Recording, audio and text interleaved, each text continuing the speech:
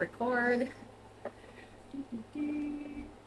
Let's get Maybel in here, because I know that's half the reason you come. All right, so, hey, Toontastic! Well, welcome to the show.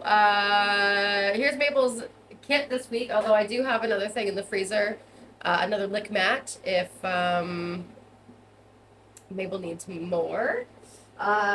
We've both been pretty warm in this place, so we're kind of like extra chill. But anyway, yeah, so this is I know I keep talking about it, the Treat Casino, Maybel's like new favorite toy. She's looking at it. Can you see her? She's like, what are you doing? You're just holding it and not giving it to me. So here you go, baby. Okay, so I'm going to put it outside. Just outside.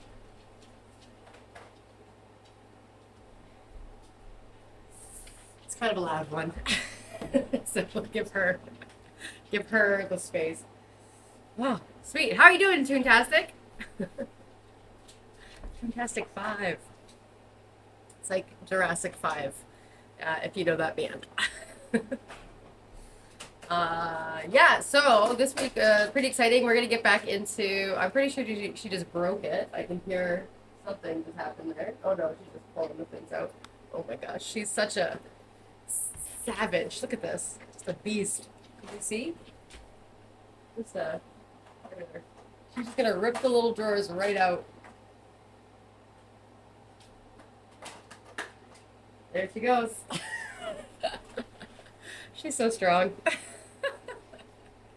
All right, so today we're talking firsts. Yeah, so this is a big week for me. I started a couple new things. I'm ending a project. I'm starting a project. I'm starting another project. So this week is a bit of a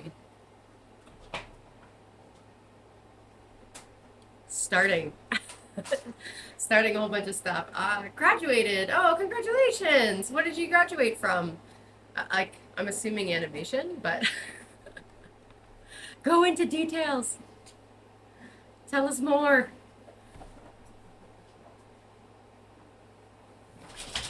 Oh, what just happened? Maybel, you okay, baby? Wow. She's so strong, but she's also so scared. Okay, I'll move it.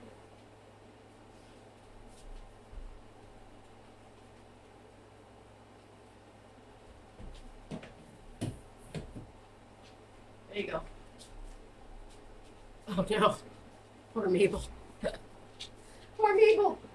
You're okay. So long for kind of being quiet. All right, let's get to it. Let's get back into girl number 7. We took last week off. It was just a lot. I had a lot going on last week. Mainly to prepare for this week, but also because I was visiting my mom and I had to drive. And the drive is a full day. We do it in a day and a half, or we do it in over 2 days really, because it's a full drive. So I probably should start scheduling that.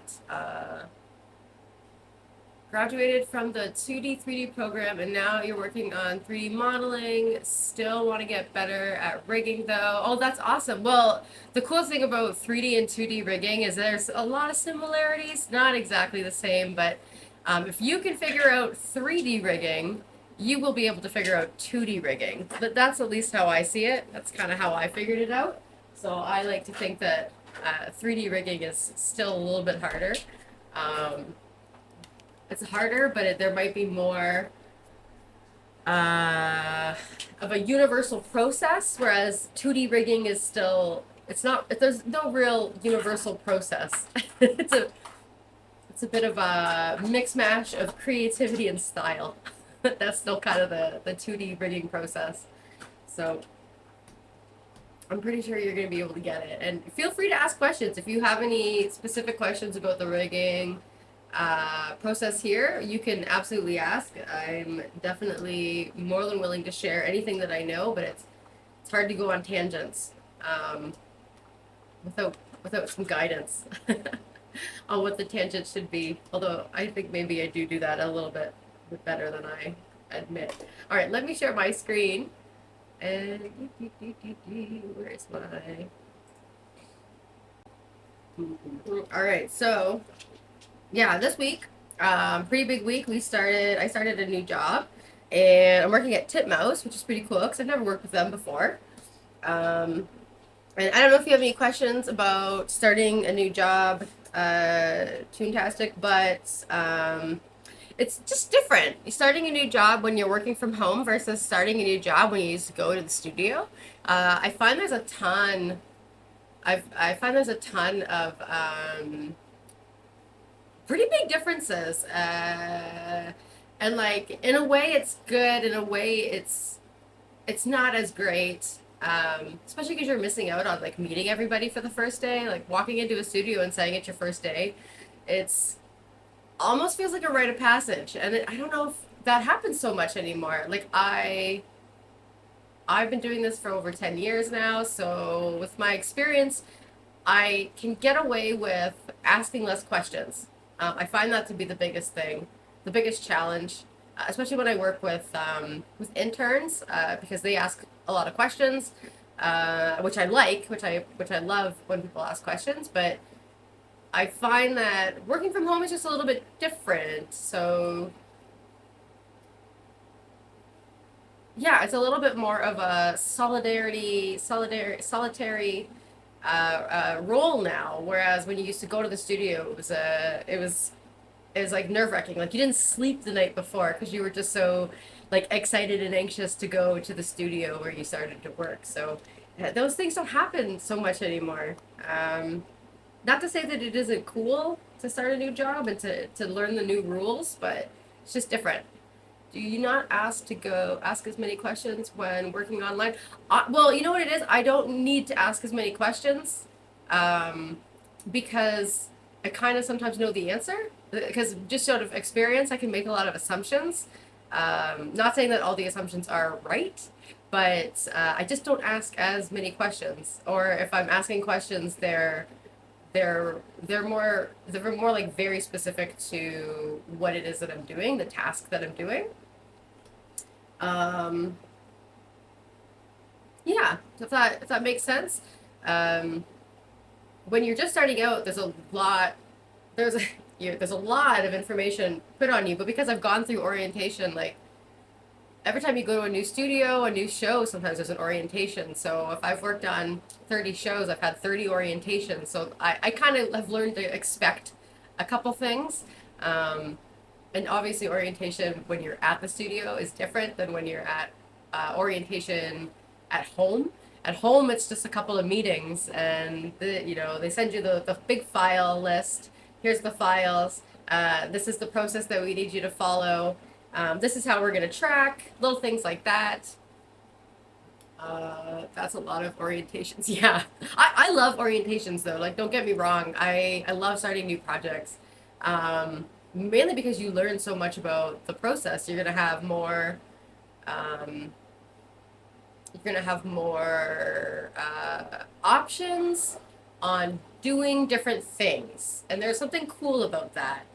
Every time you kind of learn a new process. Yeah, but it's just very different when you are not going to the studio anymore versus you're doing it from home, and you're getting CC'd on emails, and you're getting invites, and you just kind of go to the meeting. I find it to be a little bit quieter. First day is usually really exciting. But I find it to be a little bit more subdued. Our team's really small, so we haven't quite, and I don't know anybody. So it's kind of up to me, I think, to introduce myself. And I think that's a big part of it. A lot of people, you sit on the other side thinking, should I introduce myself? And the answer is yes. The answer is yes.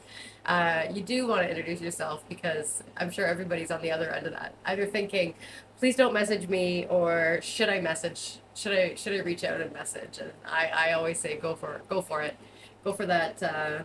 Put yourself out there, and I think that shows. I think it's a very, I don't want to say it's unique, but it's like a new reality. It's a new situation.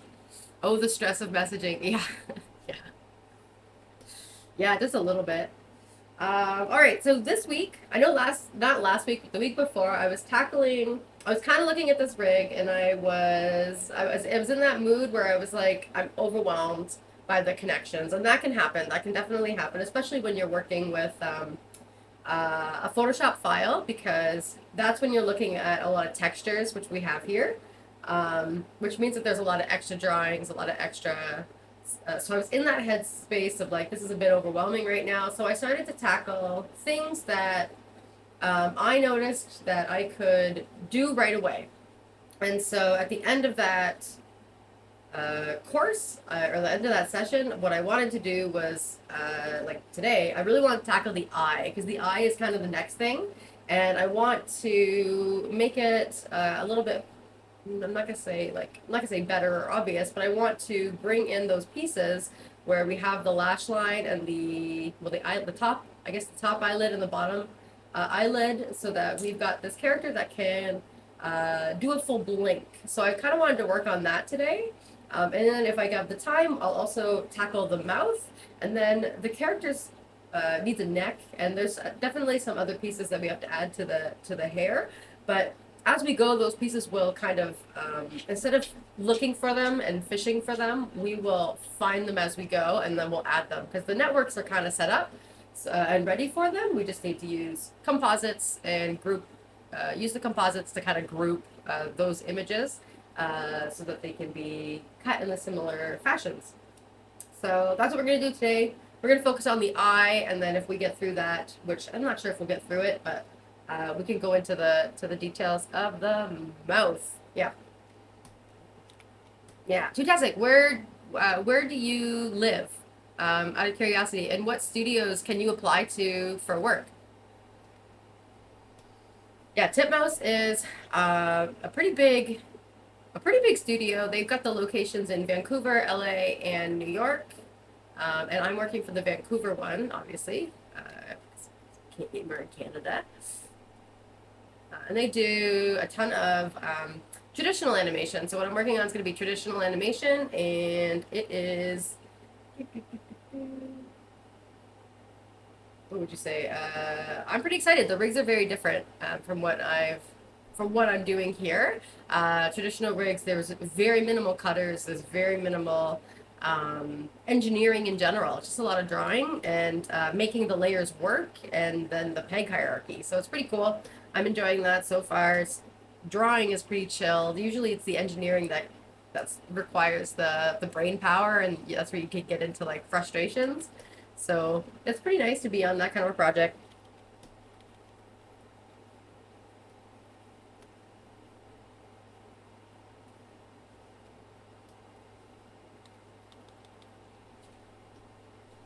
All right, let's do eyelash.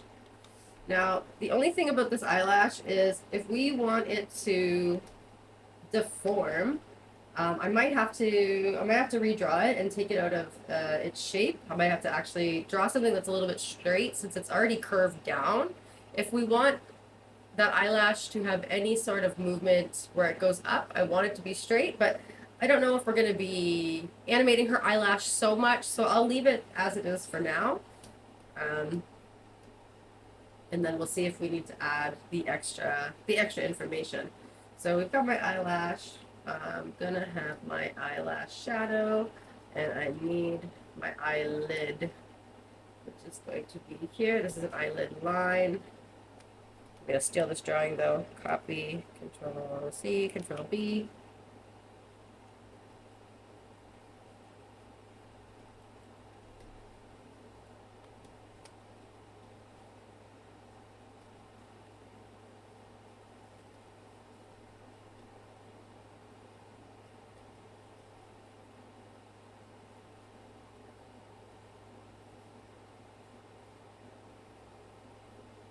Oh, that's fine. You don't have to.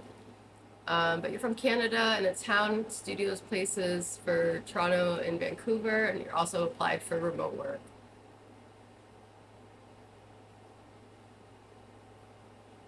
Awesome. Well, cool thing. I just noticed that a studio in Vancouver just opened a new studio. So there's a new studio, and it's actually I want to say that it's Toon City. So Toon City is a very well-known studio in Manila, the Philippines.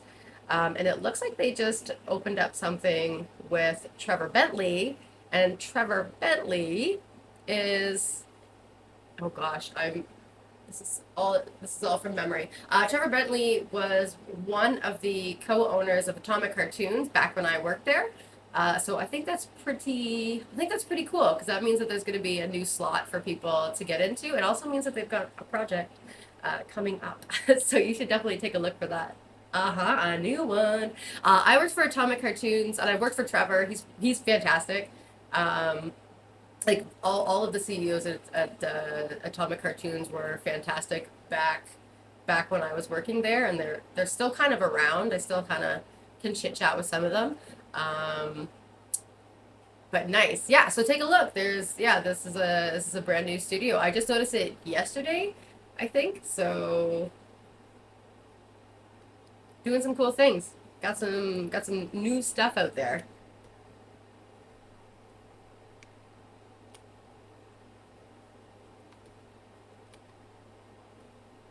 Okay, I'm gonna change this name to Eyelid Line.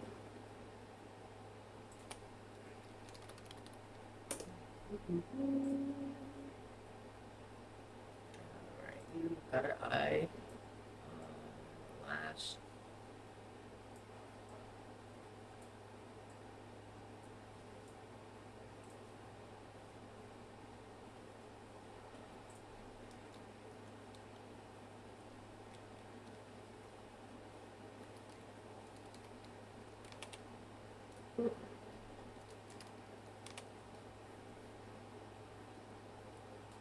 Okay. So now we can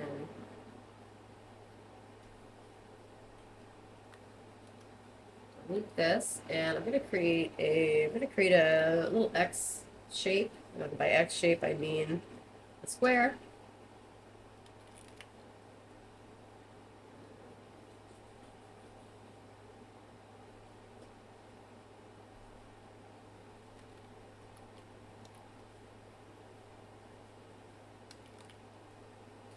All right.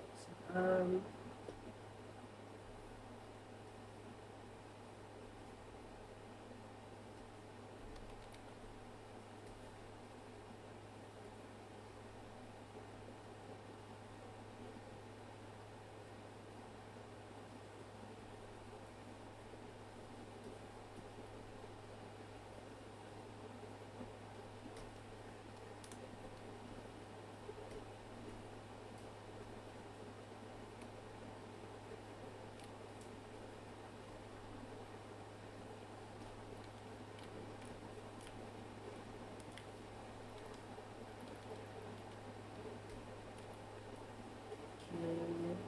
how am I gonna do this?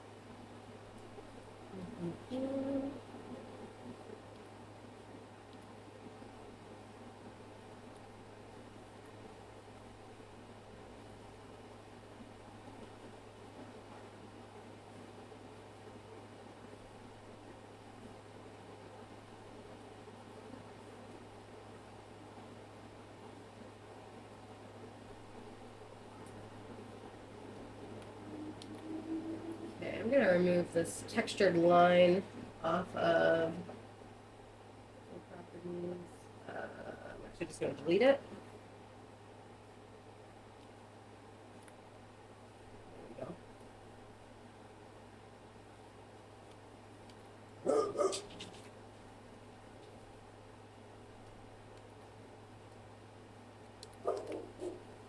Oh boy.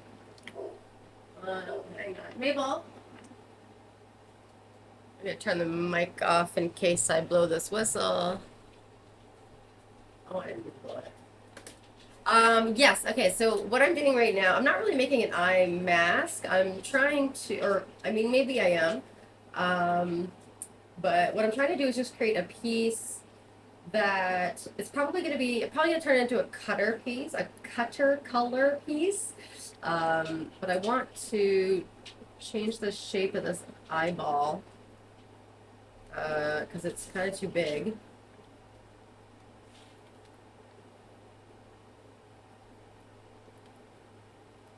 So something more like that.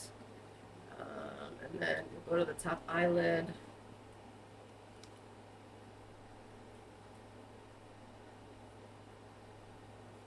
And I can call this, I can use this as a cutter. And then I won't be plugging the cutter color into the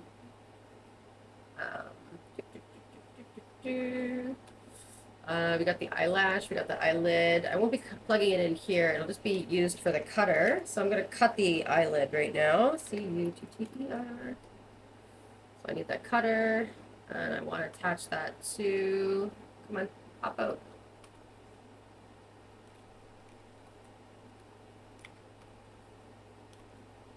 Oh my gosh. Come on.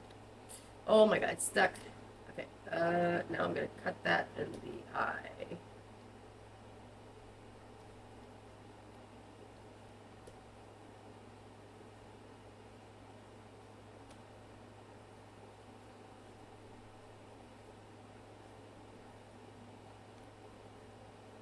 I don't know if I'm going to be, actually, I don't know if I'm going to use this to eyebrow, because the eyebrow is so far up, I don't think this character is going to actually be needing the eyebrow to cut. There we go. And now I can unplug this. And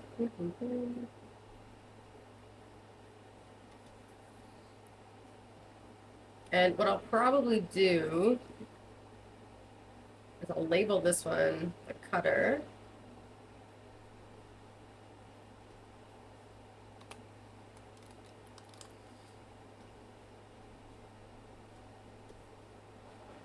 And then that way,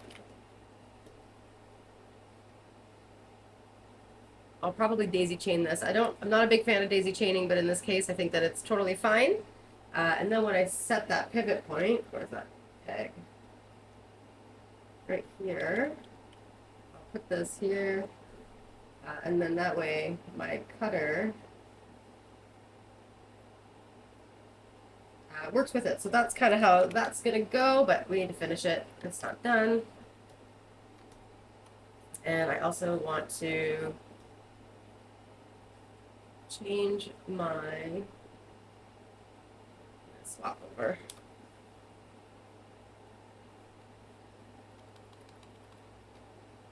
I'm going to clean up that network a little bit.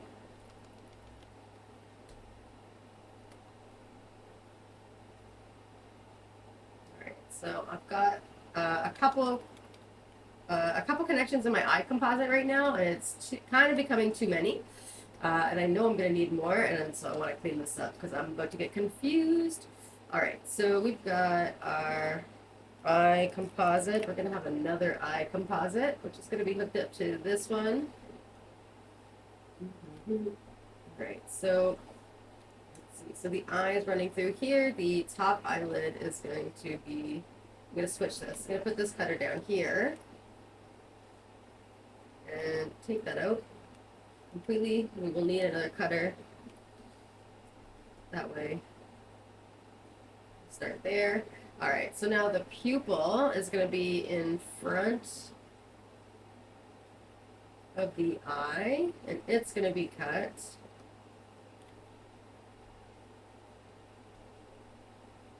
by the eye.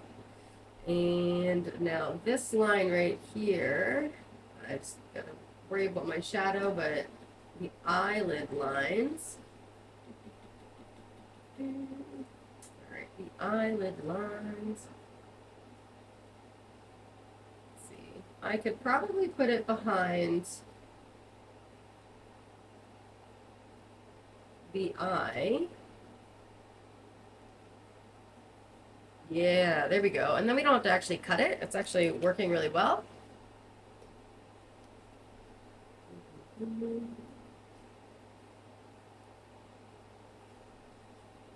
And if I wanted to, I can add, let's see, we got the eyelash. The eyelash will not be cut. The eyelid cutter, the eyelid lines and the shadow.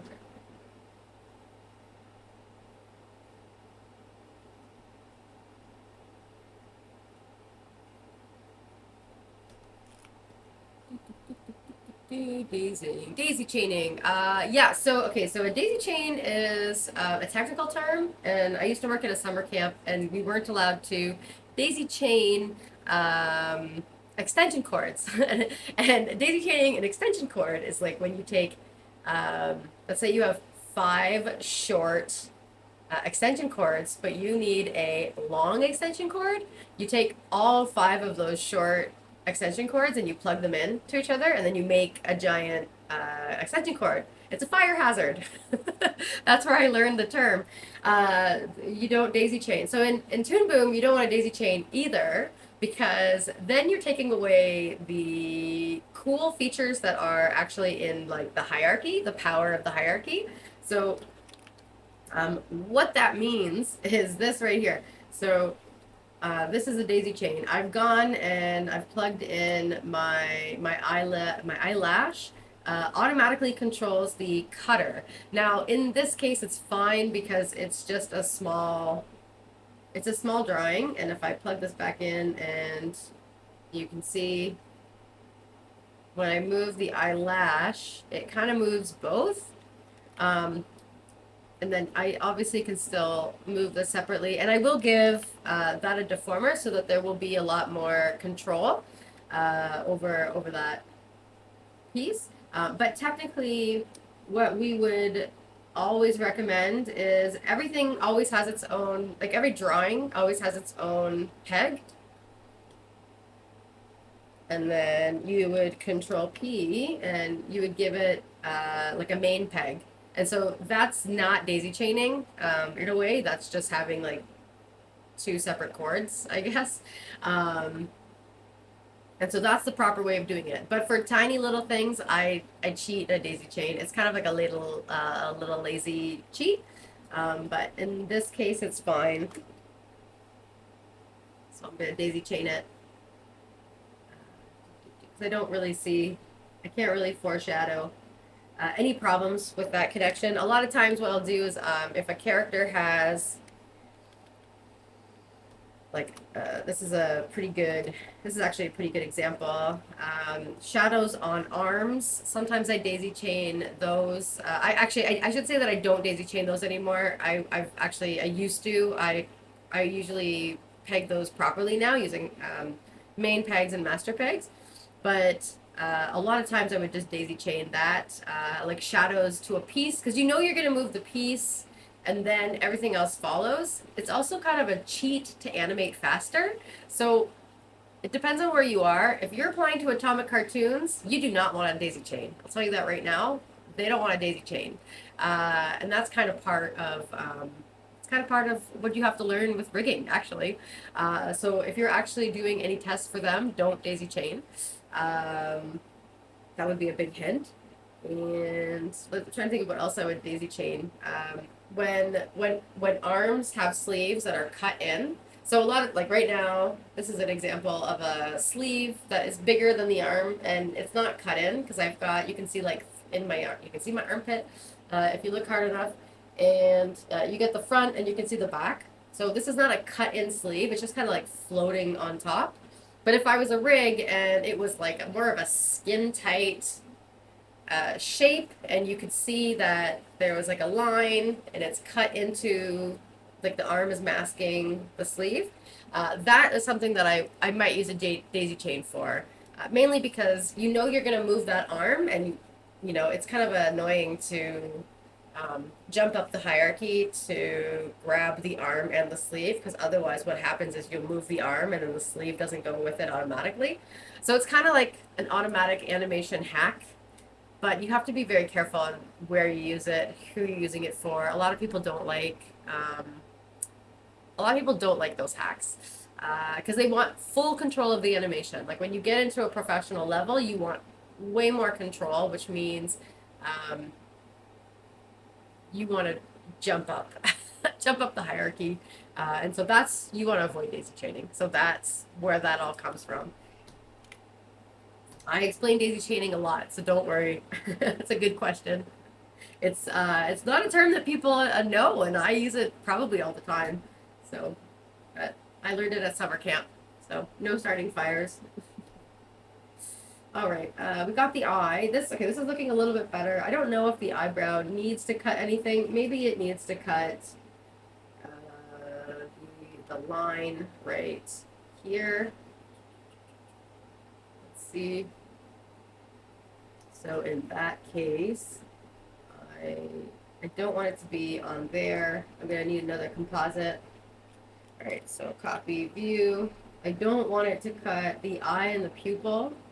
And I can't put the eyelid line onto this composite because then it would be cut by the eyelid cutter, which would be a problem. And you can see that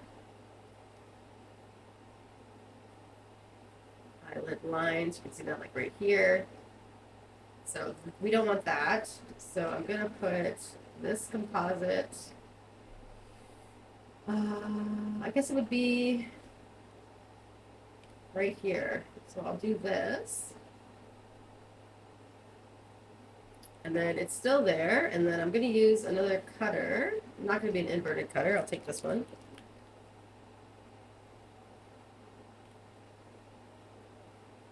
And we'll have this one cut by the eyebrow, but we'll double check. It should be on the color art layer. I'm assuming that's going to be there.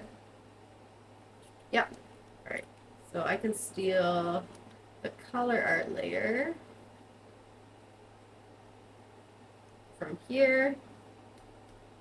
And if I want to test it,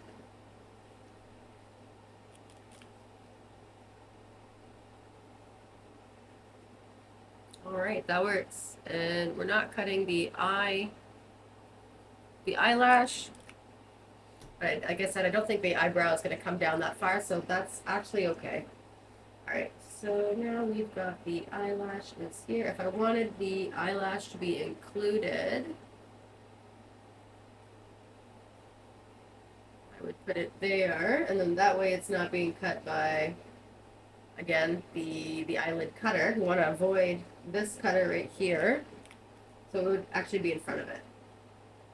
So eyes can be a little bit more complicated all the time. We kind of have this cascading, a lot of these cutters, these cascading cutters. So you got a cutter, a cutter, a cutter. They're kind of cutting different levels. That's pretty typical for eyes. And I think from there, that's pretty good. And I need to do the bottom of the eyelid. That's the only thing that I'm missing right now.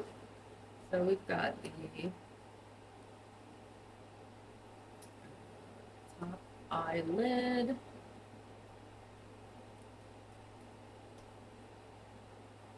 I need the bottom.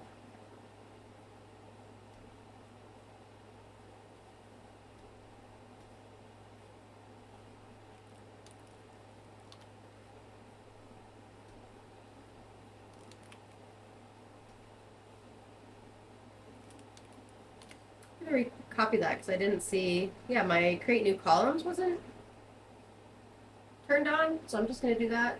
I feel like I used that window a minute ago and changed that setting, so I'm a bit surprised to see that it wasn't there. Alright, so this one's going to be treated the exact same way. So this is the cutter, this is the cutter. It's going to get plugged in here. I'm going to need a composite. So copy view.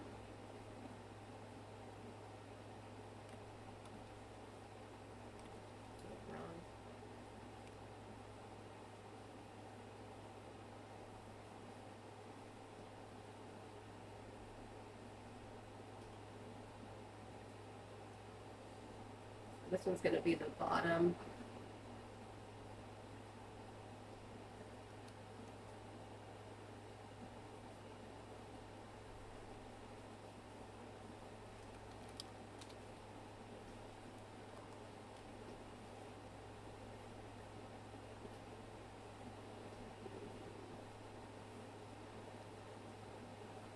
And I'll plug it into the composite just so I can see what I'm doing.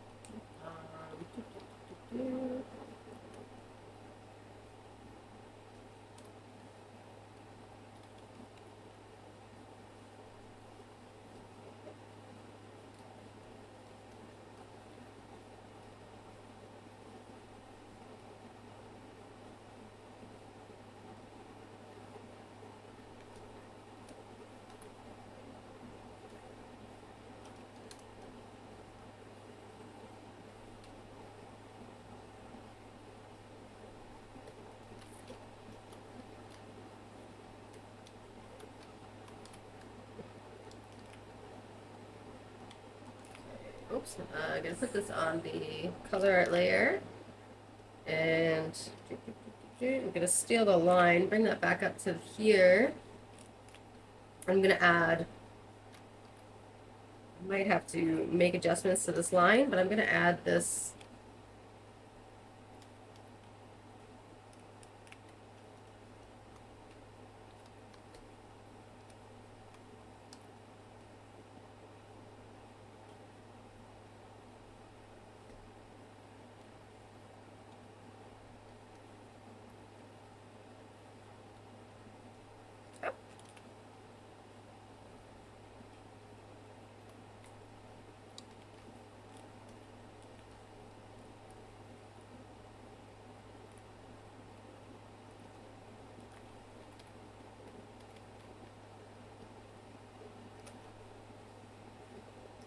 So we're gonna need, because we're starting to get into the nitty gritties of the layers, we're gonna use this group. So I'm gonna copy and I'm gonna paste it over here.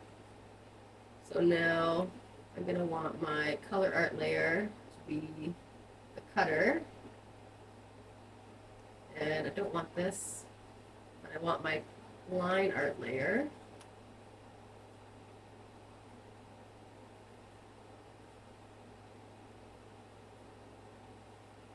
Put it behind the eyelash.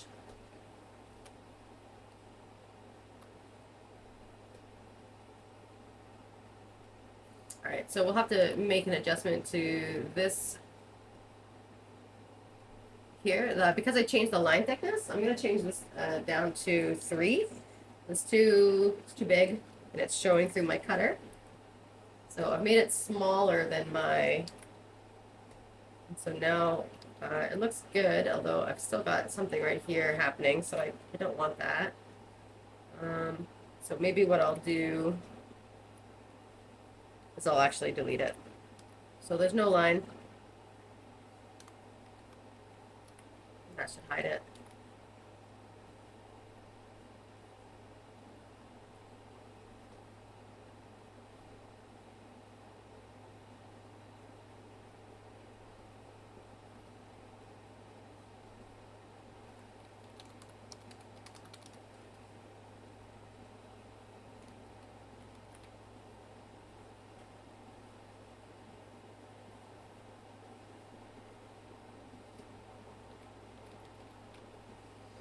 What's your application process like going for you? Is that a question? Is that a sentence? How's your application process going?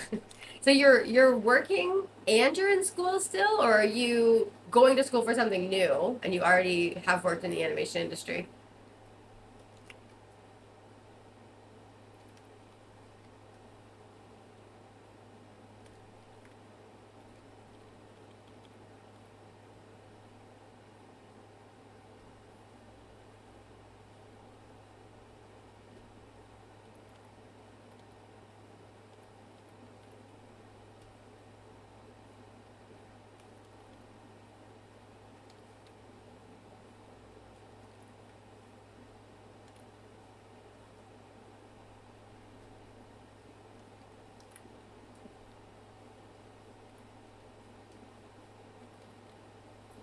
Might actually make the same adjustment to the top lid cutter too, because I can see that there's a thin line right here popping through.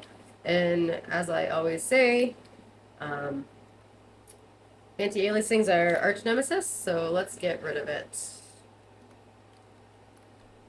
There we go. That hides it.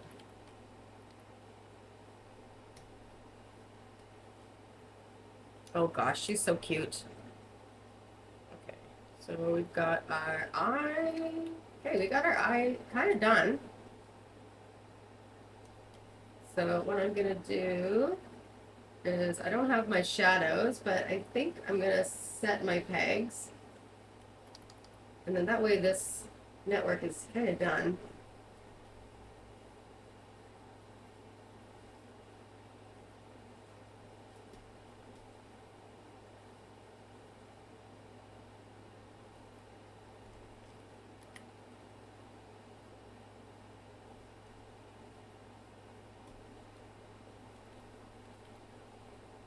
So our eye is our main network piece. So I'm just going to create a couple of those.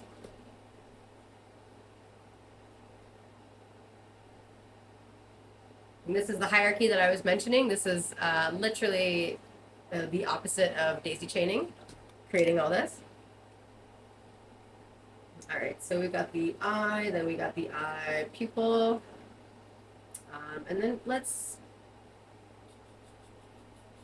also attach the eyelash shadow. Let's see, we got the lash, we got the lash cutter, we also have the shadow. This is where it's going to start to get a little tricky, because if I'm daisy chaining two things, I'm starting to get sloppy.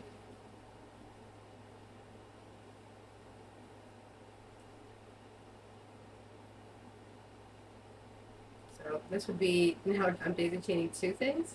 I think it's still okay for this project. This is where, if you are working for me, I would say you can't do this. This is too many daisy chains. But I think for this project it's okay. Alright, so we've got our bottom eyelid, our eyelash on the top. So those are going to have their own peg.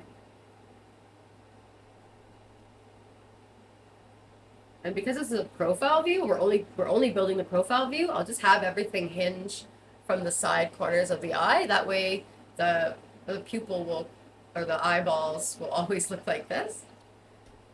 So eyelash master.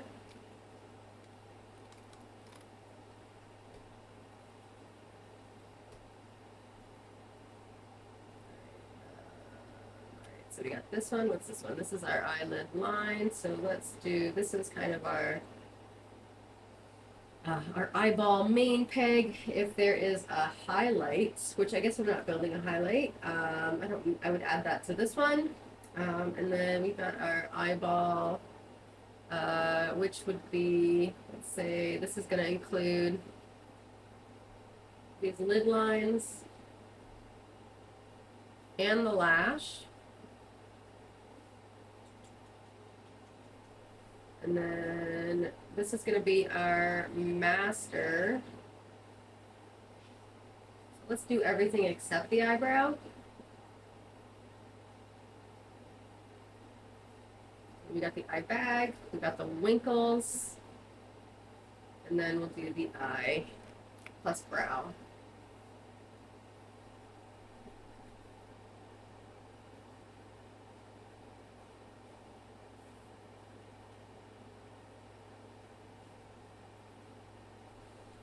So this is going to be the eye plus brow. And I'm going to get rid of all these dash P names.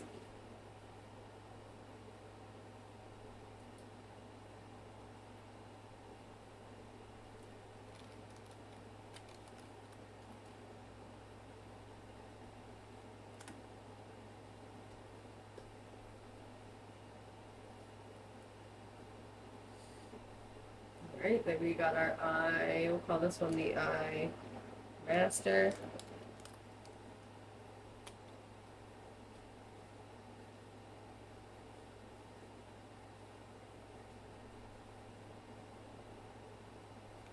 We'll call this one the eye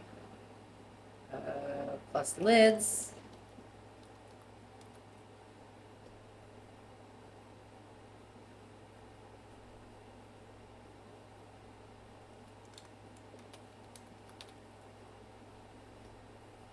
And the eye name. Perfect. All right. So now the eye's done. I don't have to actually set the pegs, but the hierarchy is there. And it looks good. All right. So now we can go over to the mouth. Wrinkles, wrinkles, wrinkles, mouth, mouth, mouth. All right. We got mouth. We got the jaw. We got the teeth. We've got the lip. Where's the lip? Where's this? This is what I'm looking for, right here. Mouth. All right.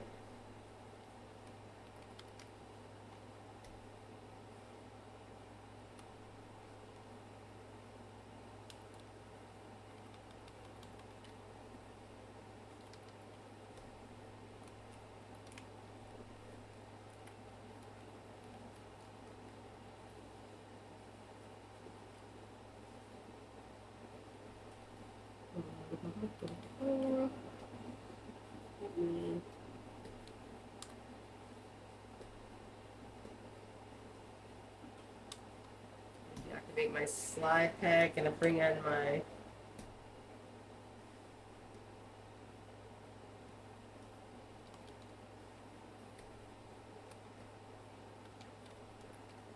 all right, so this is pretty much a profile mouth that we're only building, which is kind of nice. I'm going to try and hide this. I really don't like it when Harmony lines do that. Let me see if I can. 2 becomes 1. No, that didn't work. Let's see, hip style. Let's see what flat does. No, I don't think that's going to change anything.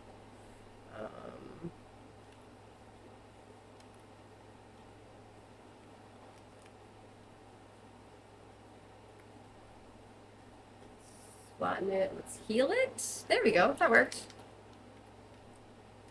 All right. So if you didn't notice, that is super subtle. You got to heal the lines and then it'll connect them. Right now, they're just 2 separate lines.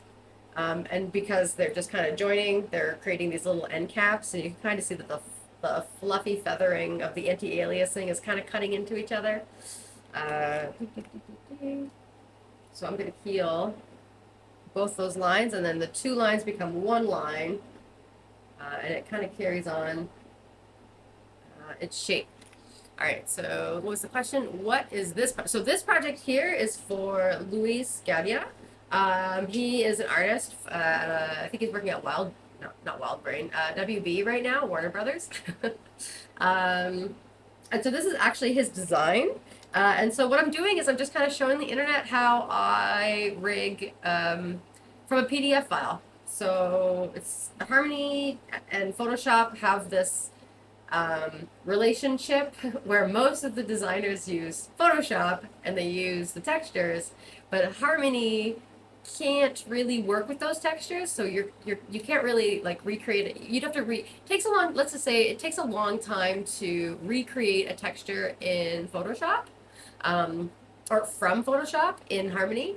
So this is kind of my way to quickly build a rig. But when I do that, I will work with the designer and I'll ask them to go in their Photoshop file and break down pieces in a really specific way.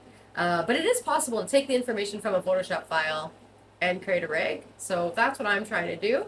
It's just that it's still a long process. No matter what you do, it's a long process. So the rigs take a little while.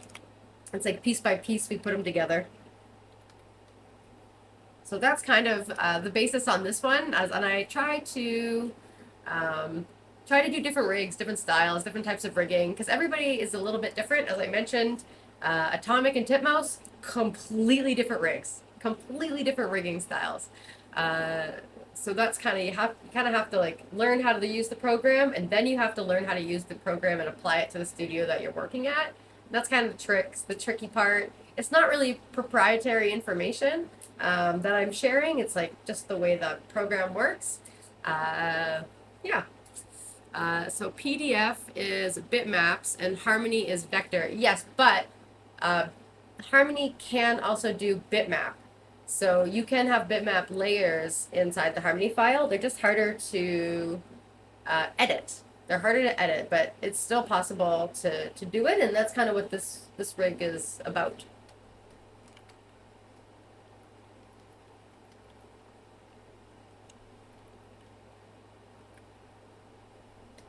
All right, so this is the profile mouse that I'm building right now. So I'm gonna need a group. I might as well grab that right now. I'm actually, I think I'm gonna need this whole thing. So I'm gonna copy Control-V. So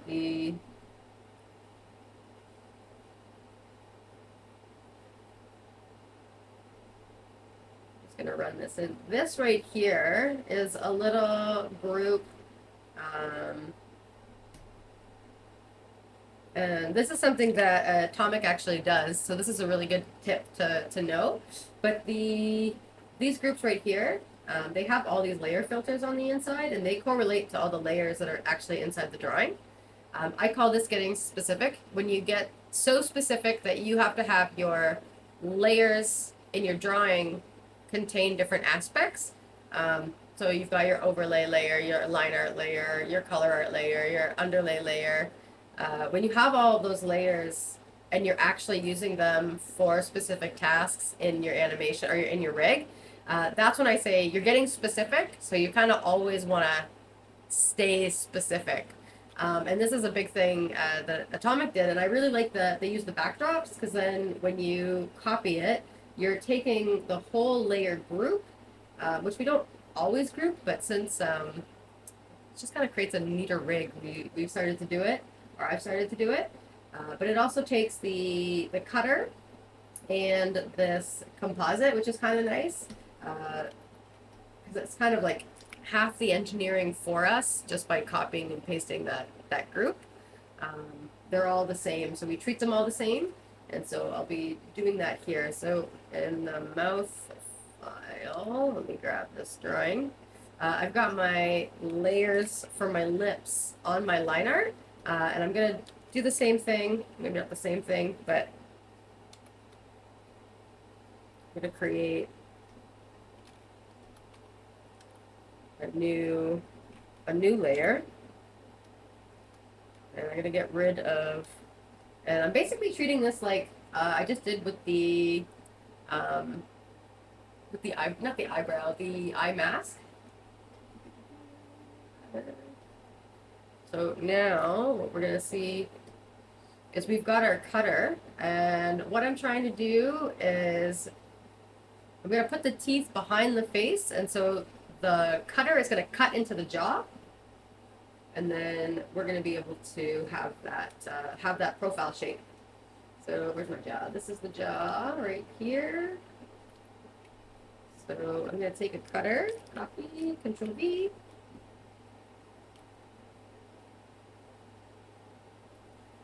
And I'm going to connect that to, it's going to automatically go to the color art layer.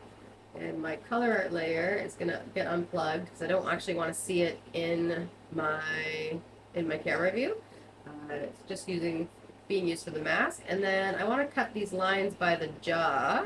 So this is kind of hard to see right now.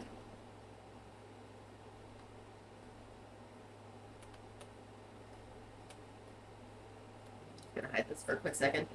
All right, so you can kind of see what's happening, but it's still kind of this texture is making it hard to see, but we're just going to cut that. So I've got my cutter already, and we're going to cut it by, let's do the whole, might be the whole jaw.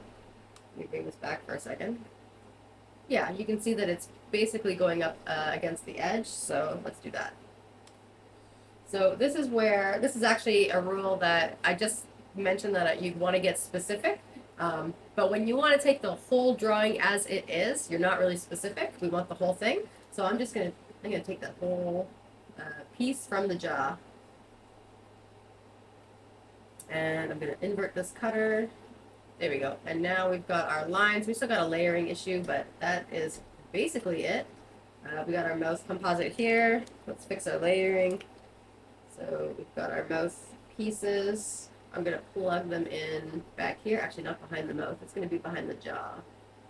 So it's going to go over here.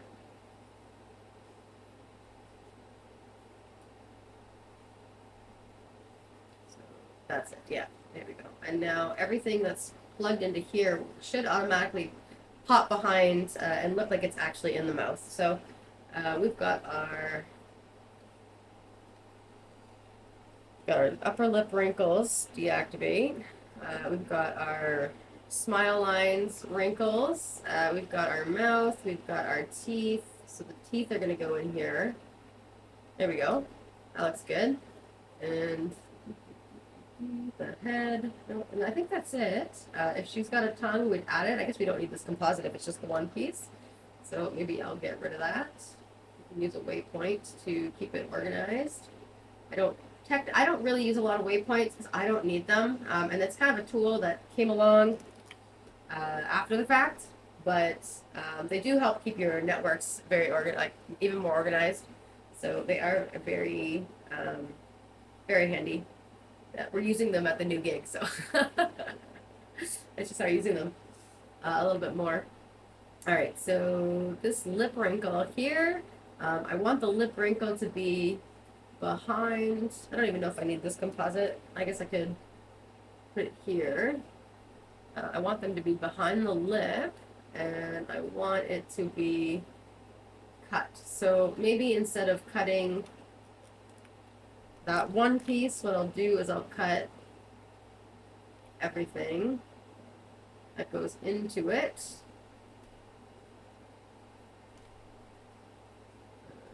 Is it working? All right, what's missing?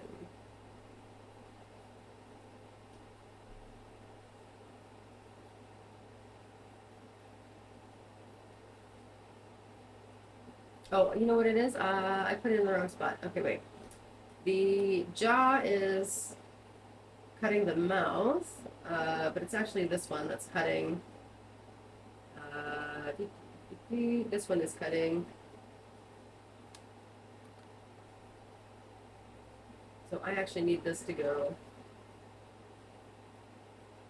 here. There we go. So now it's at the front of the jaw.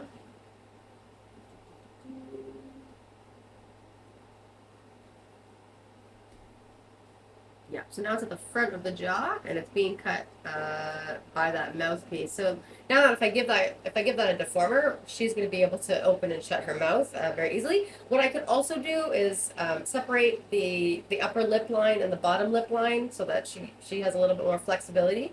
And maybe I will do that, but right now I don't have to do that, so I'm going to leave it the way it is. Does it get confusing when certain things are contained to stuff like the color layer and the overlay layer? When certain things are contained to stuff like the color layer and the overlay layer. So I'm assuming you mean like this. When you jump into a drawing, so right now I'm in the jaw, and then your overlay, your line art, your color art, and your underlay.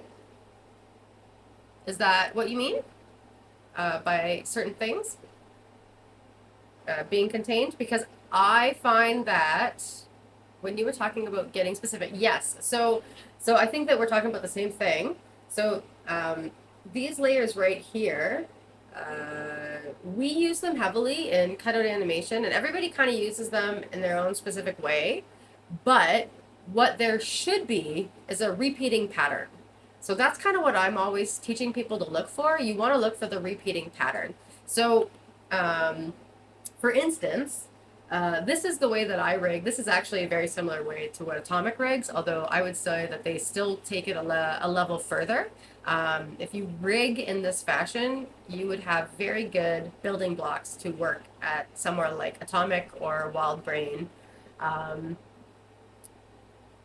I'm trying to think of the other studios, and my mind is blank right now, but that would be really good. Like, so right now, where I'm working at Dim House, they don't use the layers the same way that I'm using the layers. They're actually using their underlay layer. So instead of putting the fill on their color art layer, they put their fill on the underlay for like, they're doing this, like they're doing similar things, although I was mentioning it's more traditional than cutout animation. But as long as you kind of know the pattern of like where to put things, that's the hardest part. But that it would take you less than a week to get used to it if you were actually rigging. Because you're doing it all day. You're doing it to hundreds and thousands of pieces. Like if you're making 3 rigs a week, you could have gone through up to 500 nodes, node drawings. So you would have had to go in and put the specific drawing pieces on the specific drawing layers, which are also called art filters, on your drawing node. So it happens very quickly. My computer's got some lag, so I don't really tend to move as fast as I used to, mainly because I'm kind of working with the speed of the computer. I will go too fast and then I can't keep up. So I've kind of slowed down just to kind of to go with that.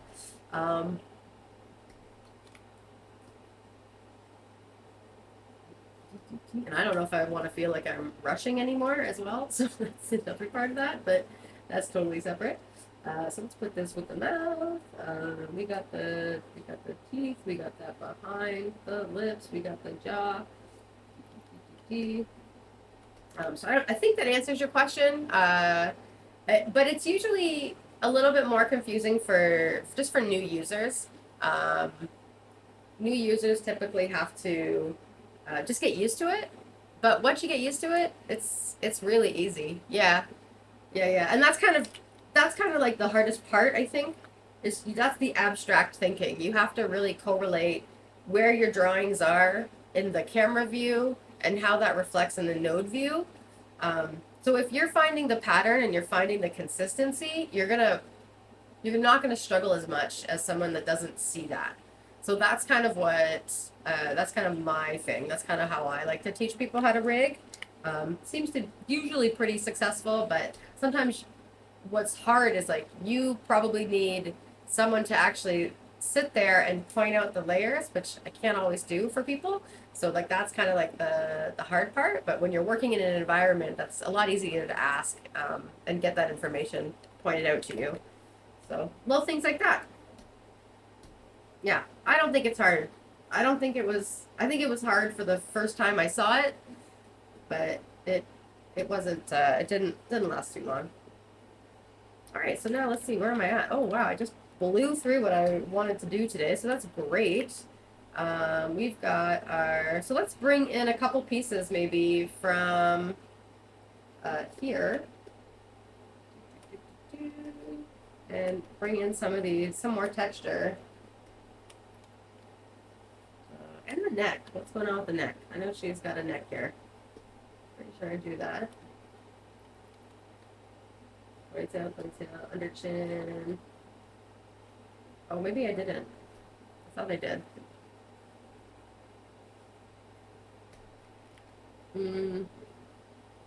Neck or texture. Neck or texture. We have an hour, so I think I might even be able to get both. So maybe I'll just do the under chin part.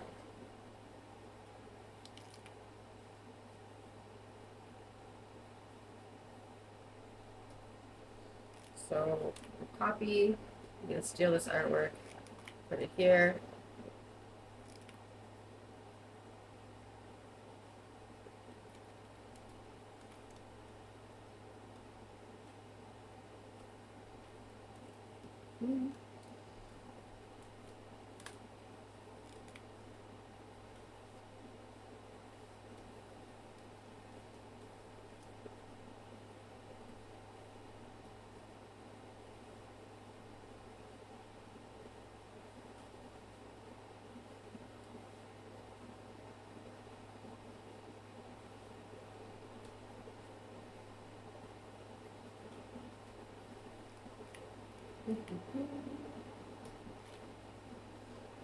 Don't want this to be this big.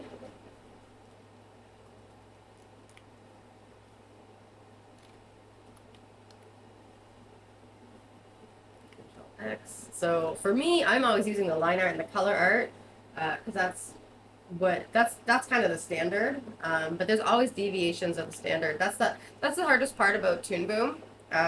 Is depending on where you go, everybody kind of does it a little bit differently, which will be. But it just that's the only thing you gotta look for is like where do you put the artwork. All right, so I've got this one. So in this case, I don't need to actually turn this into like a full rig, so I don't need to have that line. So I'm just gonna leave it here and here, and I'll taper this.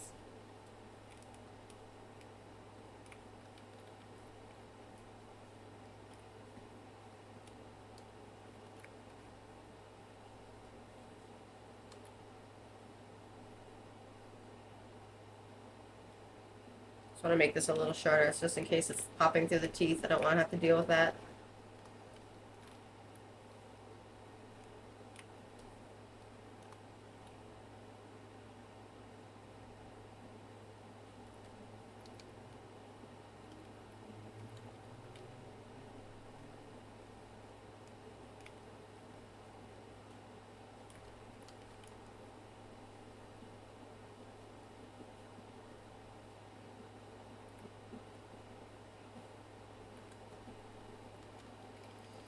So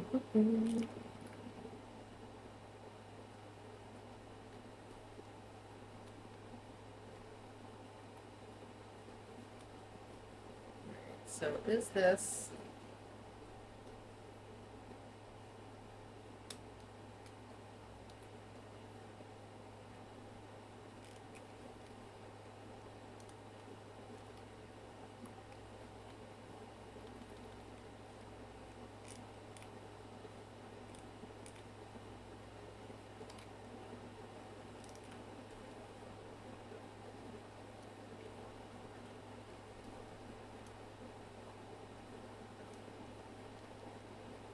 Delete. I'm trying to delete that. Delete.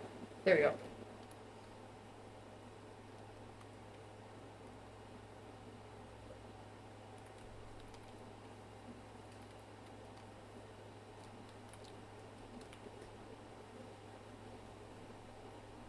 Alright, so we can also cut the under chin.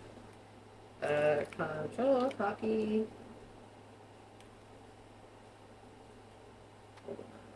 We're gonna cut that by...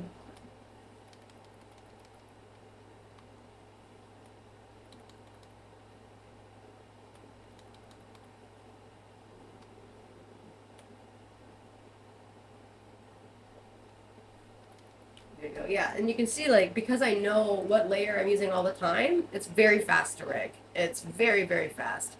How much drawing do you have to do when rigging? A lot of drawing, but you're never drawing from scratch as a rigging artist most of the time. You're actually just copying artwork. So I find that I'm just tracing, which is very zen-like. It's very meditative, which is nice. It's kind of nice to like be able to code switch in a way, like you're jumping from drawing to engineering to drawing to engineering, but when you're just drawing, you're just drawing, you're just in that flow state, you're just like in that meditative state, and you're just kind of going for it. But I like to try to alternate the two, so that and I'll usually start and end my week with drawing. So I'll do like that's kind of the easiest part. So on Mondays I'll do as much drawing as I can, and on Fridays I do as much drawing as I can. And then in the middle I like tackle any challenge, and then that lets me like ease into my week but also ease into my weekend. That's my probably my biggest tip. I guess how much drawing that isn't tracing? Not so much. There's not so much. Designs will give you everything that you need, really. Most of the time. A lot of times, sometimes you gotta draw hands, or you have to create eye blinks, or mouth shapes, or the bottoms of feet. I was just talking about how a lot of times we design. It's very easy for designs to forget to include certain things, and especially when you don't know if a character is going to do a whole bit. Like, you don't need to, like, we will not need to see the bottom of her feet. She doesn't even have feet, because she's walking and that's all it is. So we're animating this character so she can just walk and just kind of look like she's shuffling along, however she does that. She doesn't even have feet, so we would not need to have that design. But if somewhere in the animatic the scene changed and the camera was pulled out, and we could see her feet walking, then we would have to send that back to the design, especially working with a PDF rig, because we can't really recreate what's happening in Harmony into this scene without taking a lot of time. So we would have to send it back to designs. They would have to fill in the missing pieces, send it back to us, and then we could continue. So that's kind of, hands. You think that you don't have to draw hands, but you definitely have to draw a lot of hands still. Even as rigging, you're probably drawing the most hands, because animators will default to the hands that you draw, which means that you're adding more hands as you go. So, all right, we got that, we got that, we got that, we did this, we did this. I don't want to add a neck yet. Putting that piece off. So let's pull some pieces in. I feel like time's flying today.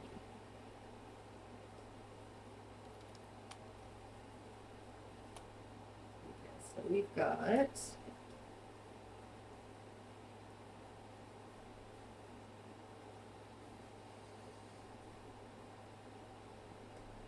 when we imported this drawing from Photoshop, we imported it with all of the Photoshop layers. So this is what I'm looking at down here. It's my Photoshop, it's the Photoshop import. So all the layers that Luis did in his Photoshop file show up in the rig or in the harmony scene. And so I'm just kind of going down here and shopping for the pieces that I need, and then I'm bringing them into the rig as I go. So let's see, I want to let's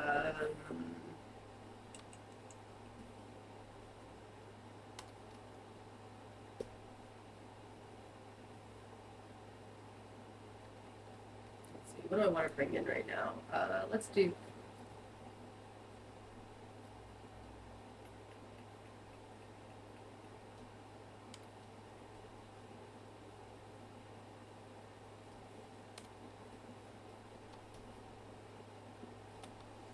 let's do this blush. Let's do this blush, and let's do a quick check. So I'm going to change the color of my skin line. You'll notice that I use weird colors to trace, but that's because I'll jump back and forth between the two.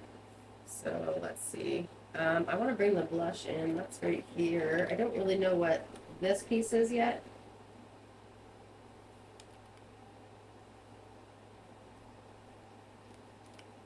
Okay, so this also has blush on the ear. So I'm actually going to be using both. Okay, I'm gonna copy. I'm gonna deactivate this so that it's gone, and then I'm gonna bring this piece to the ear. So I can put it under.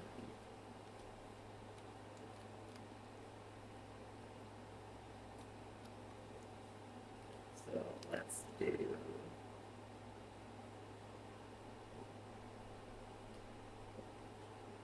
Alright, so I've got my color art on the color art layer. I'm going to put this blush because it's not going to need to animate, so I'm just going to copy it up here. It's going to be a little bit too big for now. I don't need to use a cutter.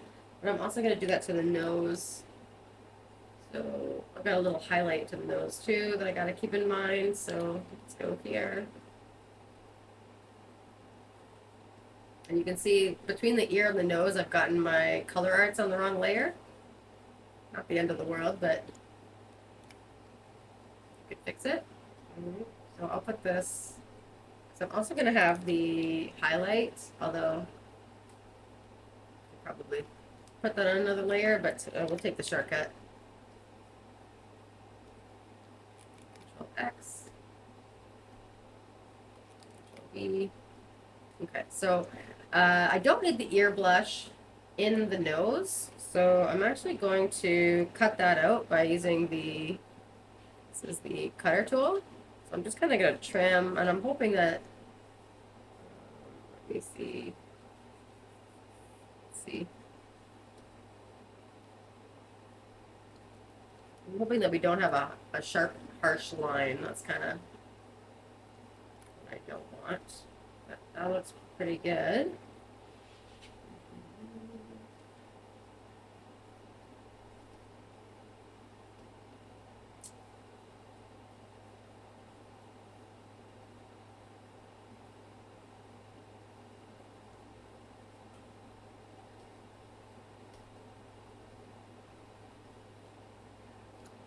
Do the same thing for the ear. So I'm going to remove the nose part.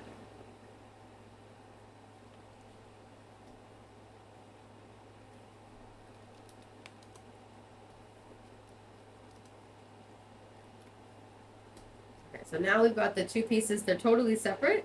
And I'm going to use the group node. Where is this? This little guy right here.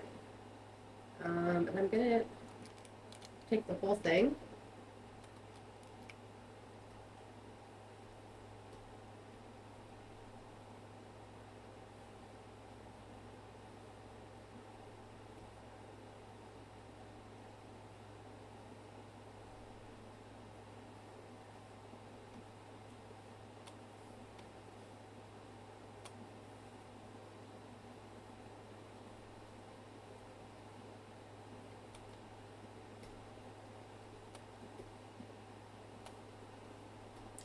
So now our overlay gets plugged in. But since we're not using our line art, our line art layer, I'm gonna use that cutter and invert it by the color art layer.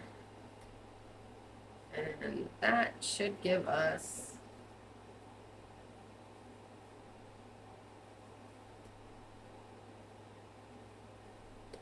the blush on our ear. It's very subtle, but it's there.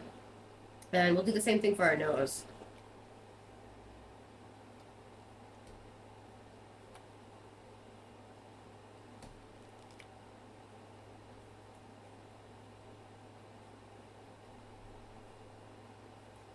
And so right now what I'm doing is when I've got this straight plug from the drawing to the composite right here, so that's a connection that's like, that's an unfiltered connection. It's a general line. There's nothing that's specific about it. It's like the opposite. Oh, hey, Filma wasn't there. Nice to see you. It has been a while. I've been thinking about you guys actually because I know you moved. So that's really awesome. I'm just kind of explaining the process of using these. I don't know. I don't have a name for these, like layer filter groups. But I feel like it needs an actual name. But I'm basically just, when I plug it in from here to here, it's just replacing the connection that's like the general connection. So I don't need that. But since we're getting specific, I want to make sure I'm using the right layers here. So same thing for the nose.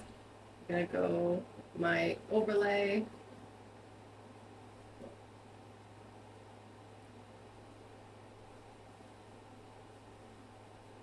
I'm not using my line art right now, or maybe I am. Where's my...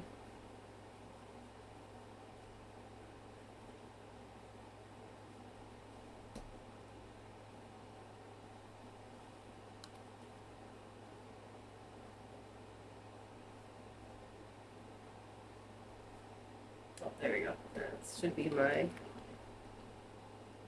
copy view. I'm gonna use this overlay and line art layer. I'm gonna put the highlight also in here, but I need it to be bigger, so I'm gonna add another composite. And this is actually, we're gonna use the head and the jaw for the blush. So I'm going to use the general line because this character doesn't have a lot of lines. Like there are lines, but not everything is traced.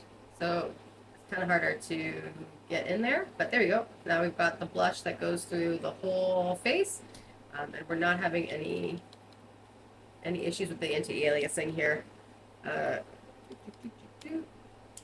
Yeah, of course I remembered.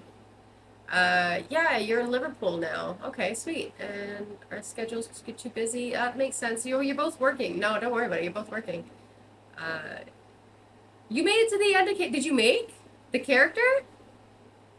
So you built the whole character? Are you animating him? You'll have to send me some animations if you do. That'll be really cool. I think we're going to be, I'm saying we, but I'm going to be issuing a cadence challenge soon. So it's really cool that you've got it. And yeah, this design is really cool. This is Luis Gadea's designs. He's doing a series of women, and they're all walking.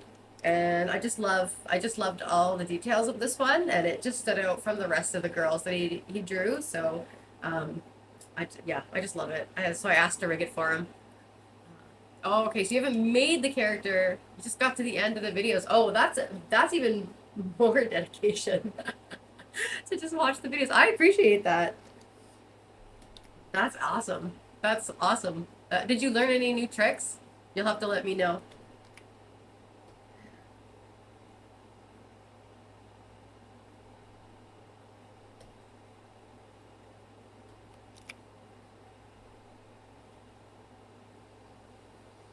Okay, what's next? I'm blowing through tasks right now. This is moving very quickly.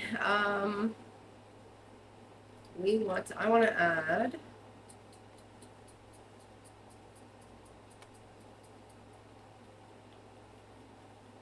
Okay, I'm gonna have to change these color lines because they're not showing up properly.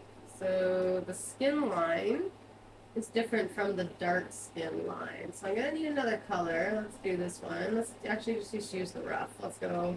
I'm not really using that rough color. So let's go skin line dark.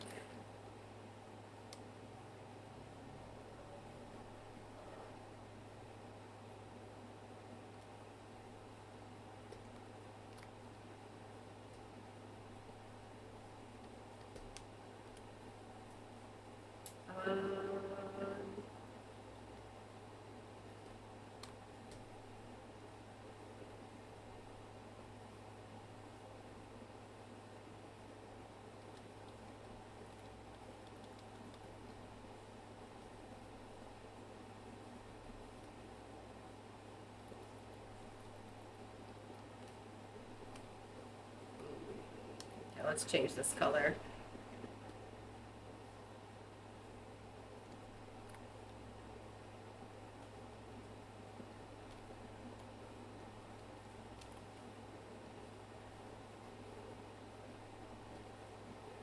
What color is this one?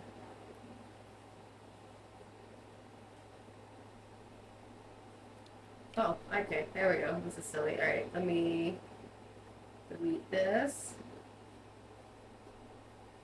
I don't even need it. I have a dark skin line. Well, my computer's really chugging today. So dark skin line.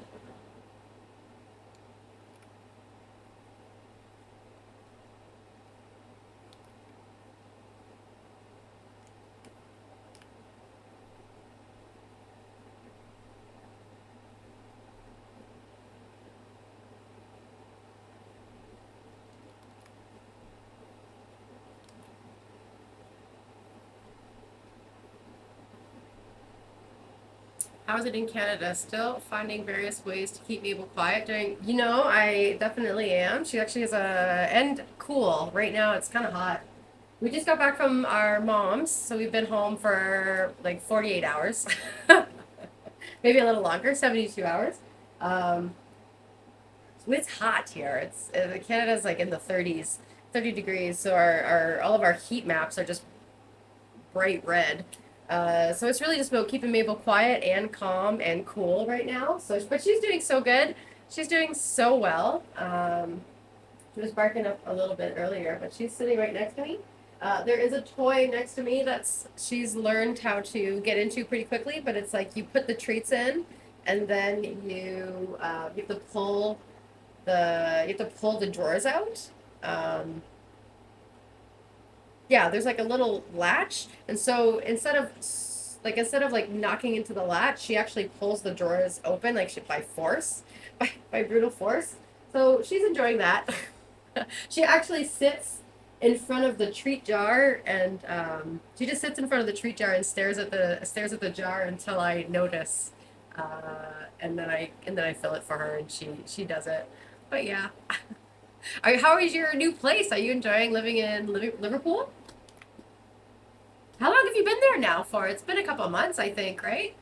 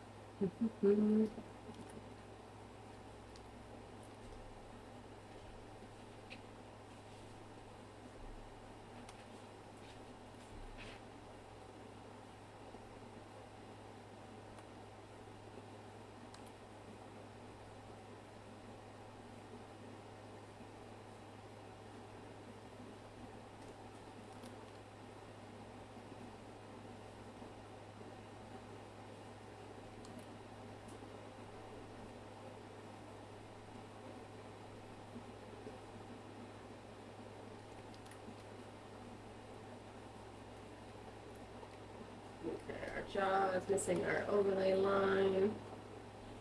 There we go.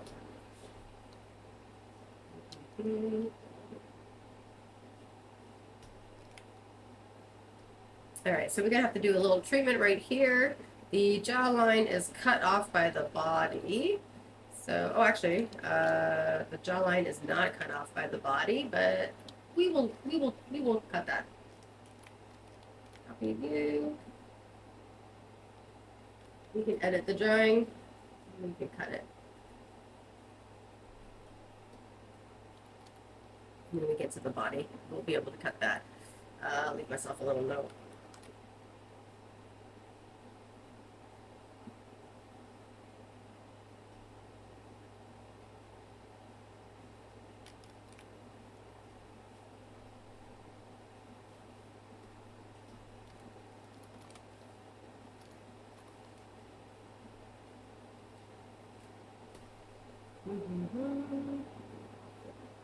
Yeah, she's doing good. She's doing really well. She just had a doctor's appointment. That's why we had to, it was one of the reasons why we had to come back. Plenty of nice areas, really great, really nice garden here. Oh, that's nice. That is important. That's a that's a very important nature. I miss being surrounded by nature. I can honestly say that there is not enough nature in Montreal to keep me happy. We're working on it though. We're working on it. I'm glad to hear that you're living by a garden. Is it like a botanical garden or is it like a forest, a field? England's got a lot of options. A bog. You guys lived, I think you lived by a bog one time.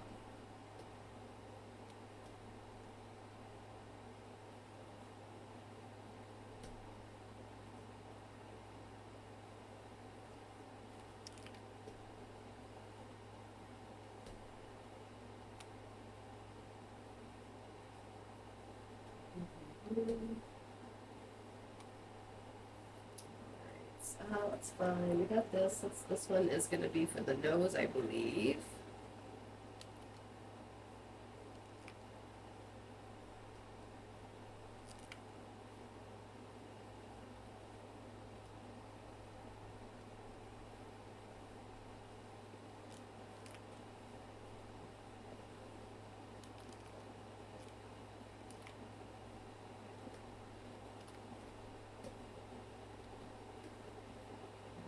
Just want to make sure that I've got the overlay all right, and I've got some. There's no freckles on the nose, so I don't have to worry about that.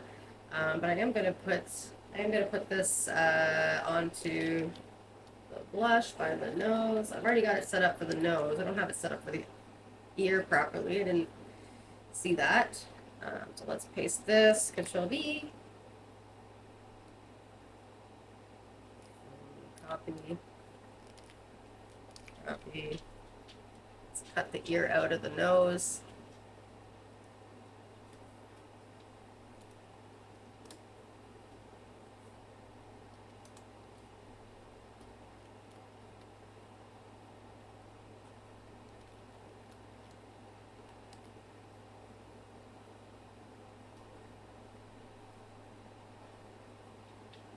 Okay, so I'm going to use the underlay just to store this layer for a quick second. I'm going to move the current blush.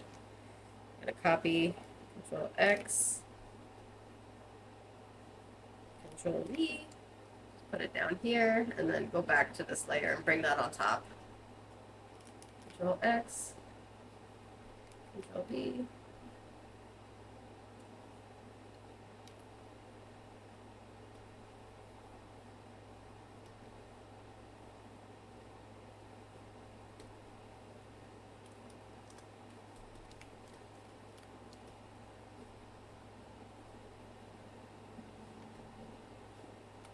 So this is going here. Now I need a composite because now I've got the two layers. There we go.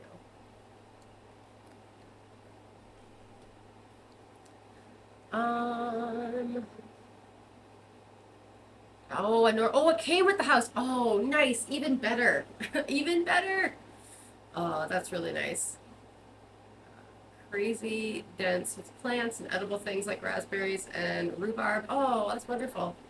You moved a gooseberry bush over the weekend to another spot. Just sounding so British now. What's a gooseberry taste like? I don't know if I've had a gooseberry, but I feel like I've definitely seen the word before. Um, that's super nice. That's awesome. Was it a big bush? Was it like, was it hard to move? Was it one of those things you had to dig up out of the ground? Uh, in like a serious way? Because I feel like I'm thinking blackberry bushes in Vancouver are like they're very invasive species. So they're everywhere, and there's usually rabbits living underneath them because they're eating the berries all the time. But they are massive, massive bushes. So it sounds like it could be a lot of work.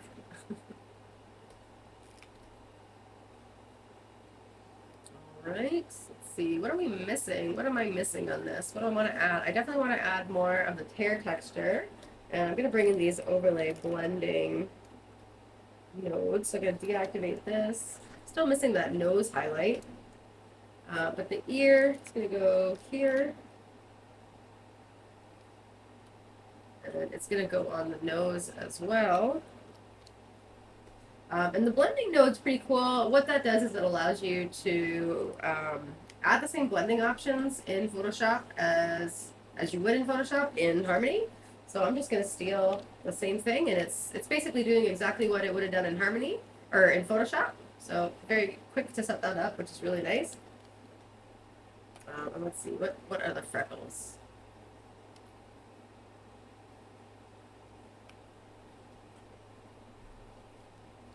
All right, let's put these on. Let's see, what else is on this layer?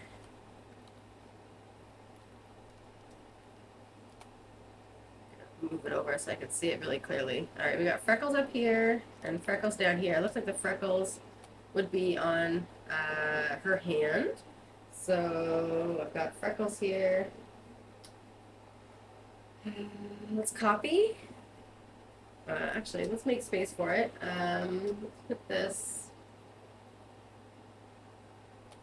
wrinkles. We don't need the wrinkles and the freckles, but we need the head.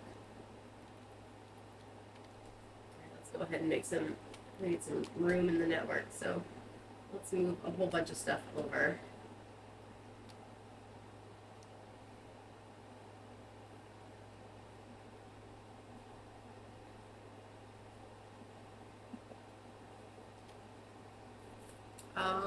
Blackberry bushes. Now, gooseberries ones aren't so aggressive, and this one wasn't too big, just moving it to a sunnier spot where it's not going to be so overwhelmed by potato plants.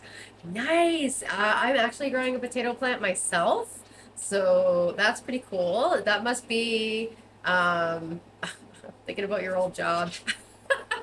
You must miss it in a way. Must be nostalgic.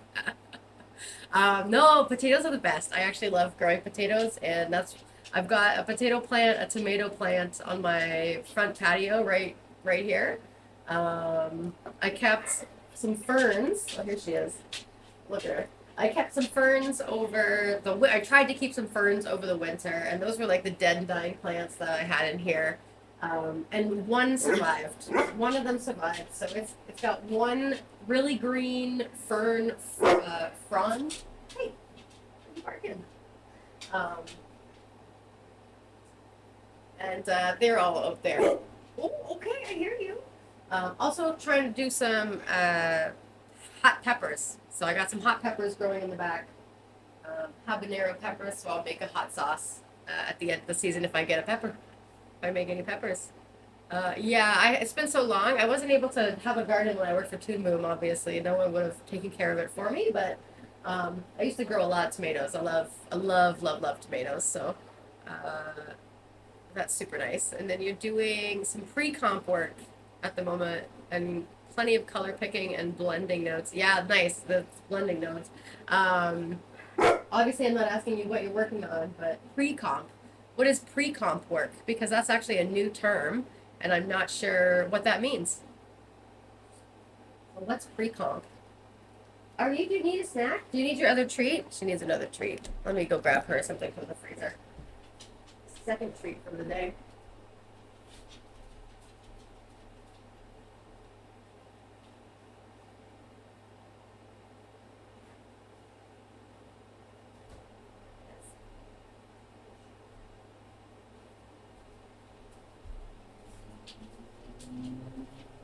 All right, so treat number 2 from Miss Maybel here.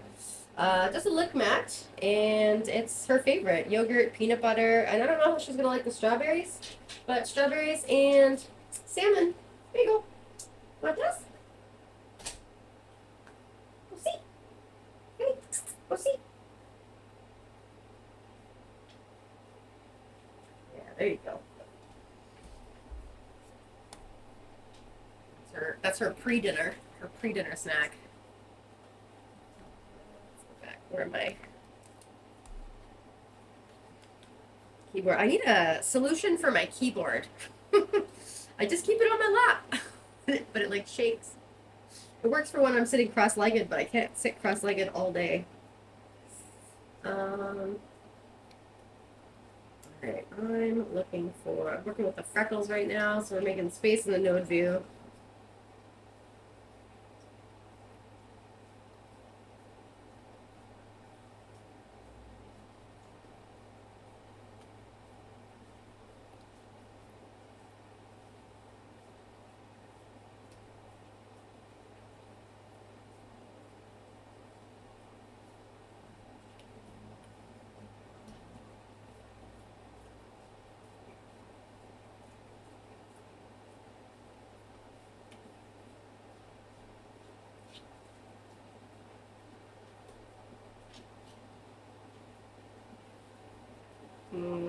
Tight deadlines as usual because of delays, of course. So meaning the comp department needs to help to be able to focus solely on comp. So I do everything to make sure the scene can just be opened and comped. Oh, I see. Tidy up, problem solving, color picking, import, templates, reference, etc. Gotcha. Maybe do some basic comp. I'm feeling adventurous and have the time. I see. I see. So yeah, you're setting it up because you want it to fly when you get it, essentially. To fly through the department. Gotcha. That makes sense. That now feels like a term that I should have known. Because definitely been in that position, or I've heard comp being in that position often. Let's bring in a blank drawing, a new blank drawing for this.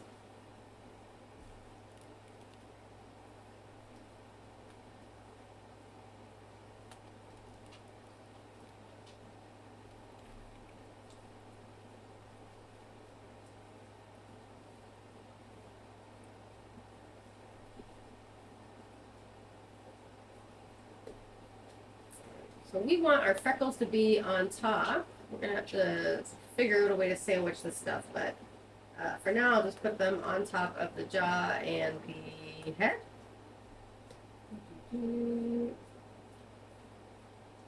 And we'll put all of the face texture on here. It won't just be the freckles, but for now, freckles.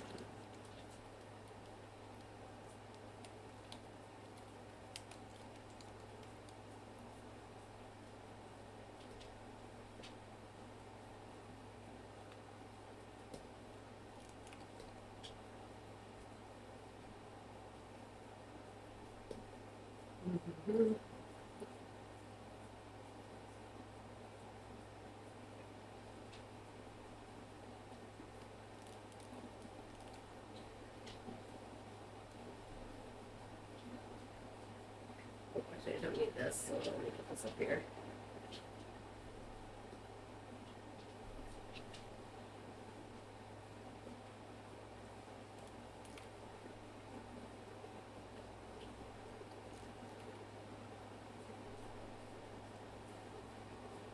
Okay, so I'm gonna keep just the face. I'm gonna delete all the other stuff. And I'm actually going to be locking this layer because it doesn't need to be animated. So,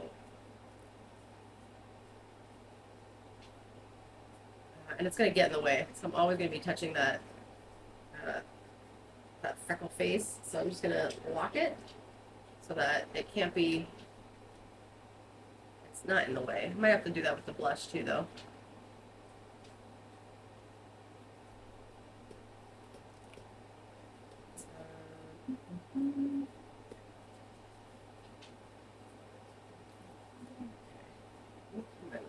I want to do the ear.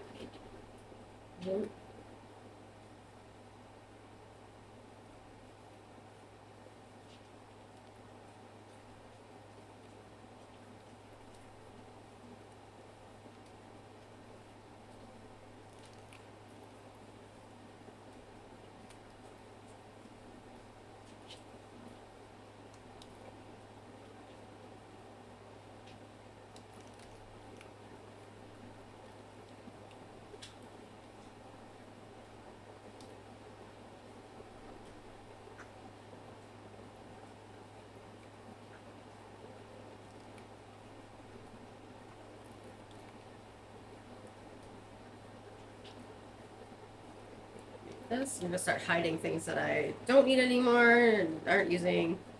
Kind of clean up the Photoshop file just as much as I would. This is the eye. We've got the eye built, so I don't need it.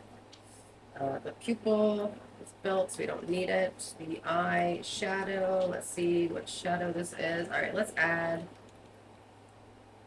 this eyeshadow. Just because it's a beautiful little copy. Let's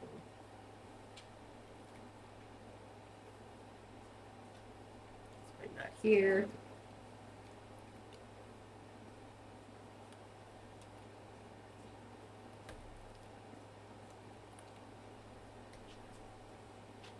So the eye shadow is going to be behind the eyelash. So we're going to plug this in here.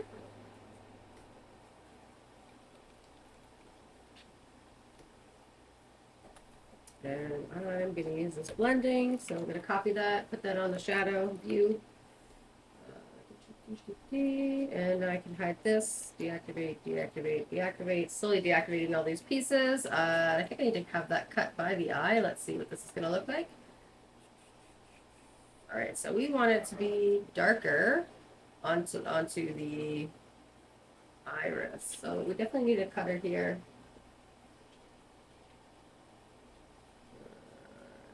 So maybe it actually goes up here. And maybe this blending node needs to go somewhere else. Film who wasn't there, if you've got any tips on if I'm doing this wrong, let me know.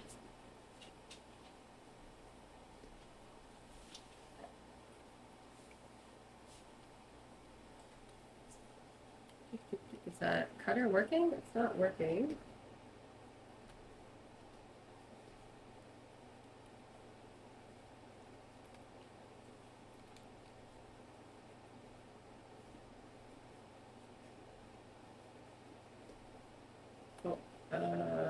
All right, actually, this is gonna go copy view right here.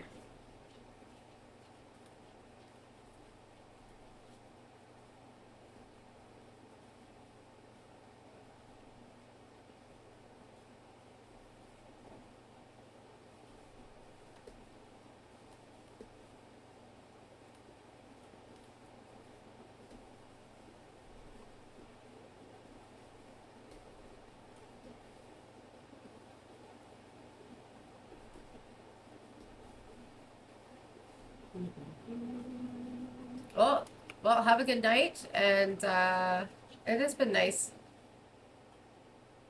I'll have to catch up with you and Bianca. Hope you have a wonderful night. Tell her I said hi, and see ya. We're getting off soon anyway. Let's see if we can problem solve this blending node. Pop it. It looks like it's set up properly, just not affecting the layers the way I want it to. Oh, maybe this is why.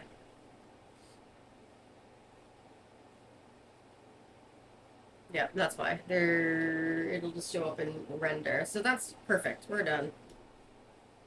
Let's line that up here. All right.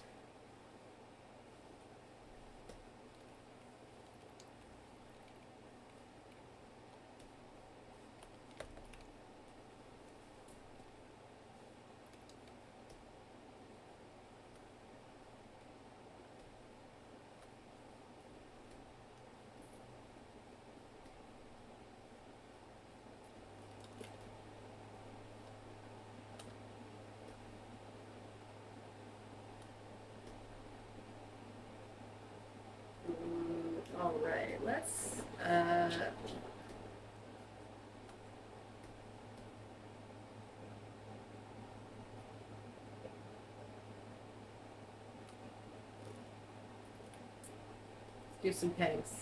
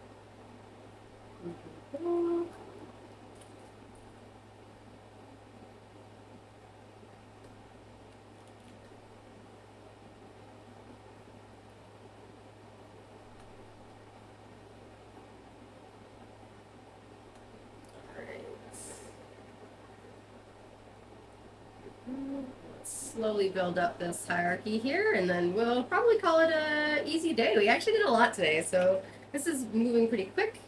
Now that I've set it up, all right, we got our nose main. Our bounding boxes are going to be a little out of control for this one, but that's literally just because of the Photoshop files. So it's kind of is what it is. Let's put our smile lines together.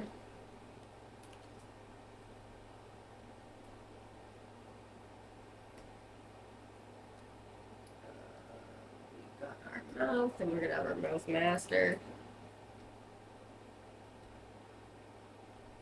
And our teeth, connect that, and then our jaw, that'll connect everything.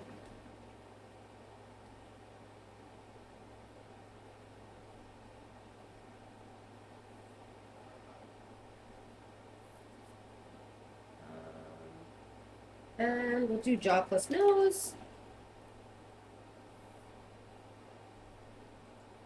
And then we'll do our head. Where's our ear?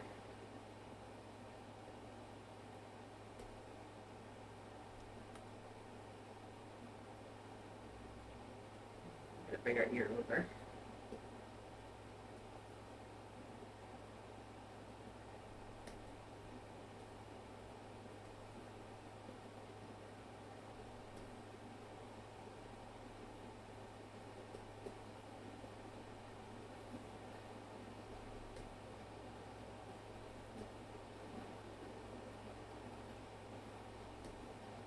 Want to keep all the oh boy want to keep all of the hair together, so hey Maybel,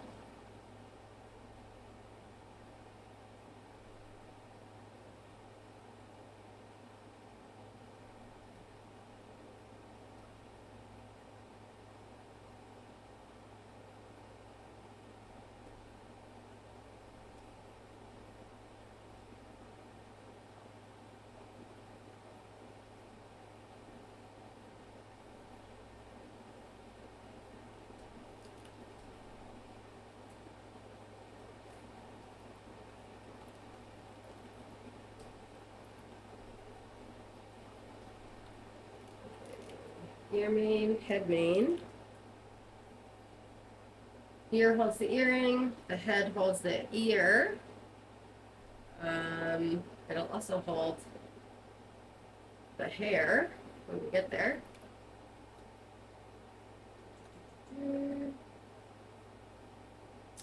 And this is the nose, this is the jaw's holding the nose. We'll have one more that holds the jaw. There we go. That'll be the headmaster. Or close, getting closer to the headmaster. All right.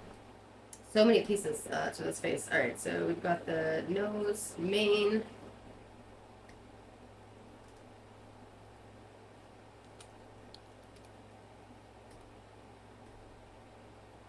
This one's the wrinkles mane.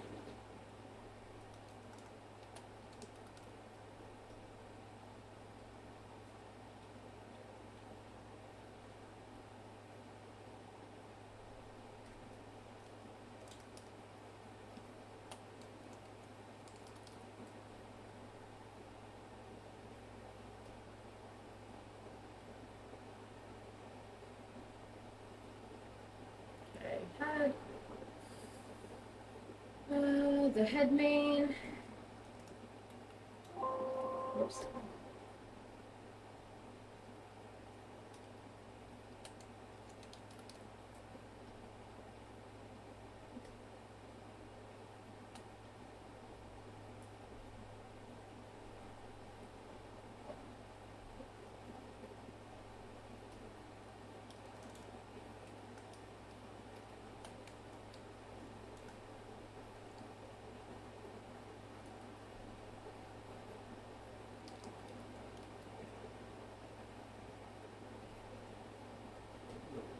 And then we've got all of our hair.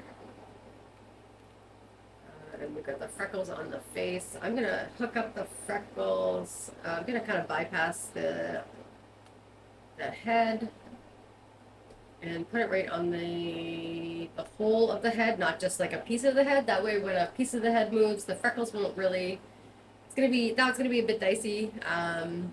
Because we don't have the freckles cutting through each piece individually. We have some overlap or some anti-aliasing, so just having it there. Something that you'll actually notice this or you won't notice it, but if you watch a lot of Harmony cartoons, when characters are wearing plaid, a lot of the times the characters are moving through the plaid. They're not necessarily moving with the plaid, or the plaid isn't really moving with them. And it's kind of like a little trick. So if you keep your eye open and you're watching cartoons and you notice that, it's probably because it was too difficult to figure out how to get the freckles to move with the thing, or the pattern and the texture to move with the thing. I could add an envelope or a weighted deformer so that if you move the head, you could kind of use the deformer to fake moving with the moving pieces. But I don't know if this character really needs to go into that much detail. But that's probably how I would do it if I have to. Let's see, we got the ear, mane.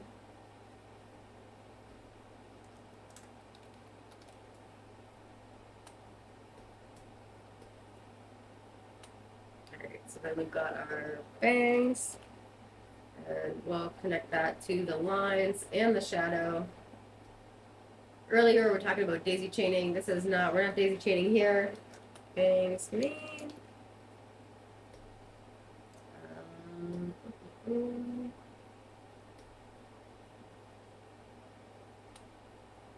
Okay, then we've got the hair lines. We activate this, activate this.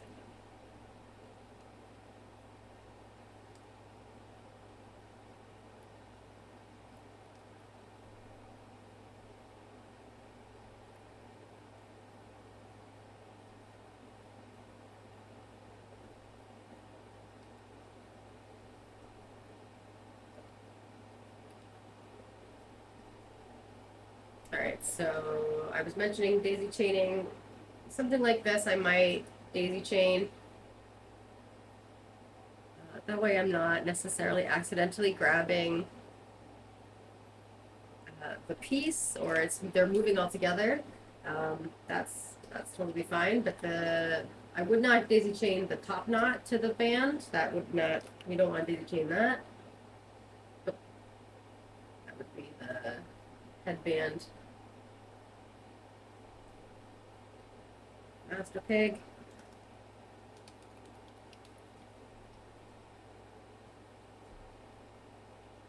Oh, actually the wrong one.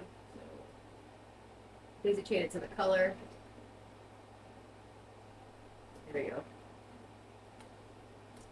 And the red band, this is the red band knot, and then the two knots. So let's do the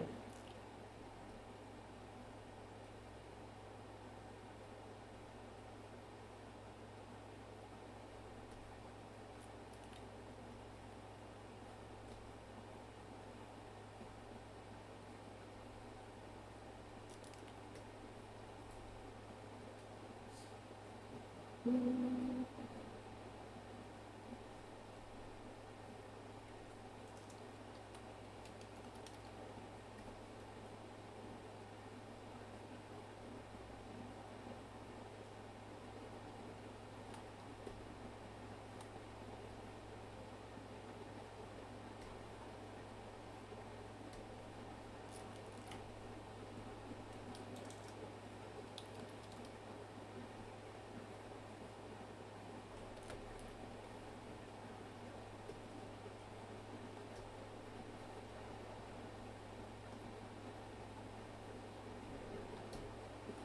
don't have that one yet. I don't have.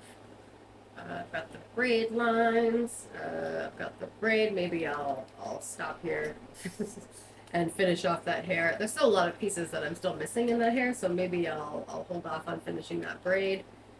What is this we got here? We got cut in hairlines. We got cut in hair. That's going to be the main one. What's this one?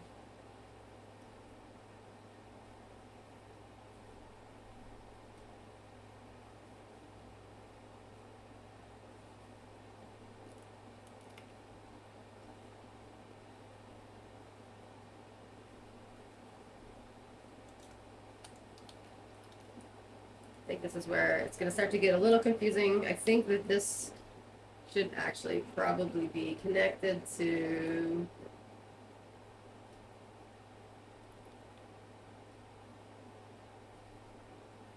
this in front of this.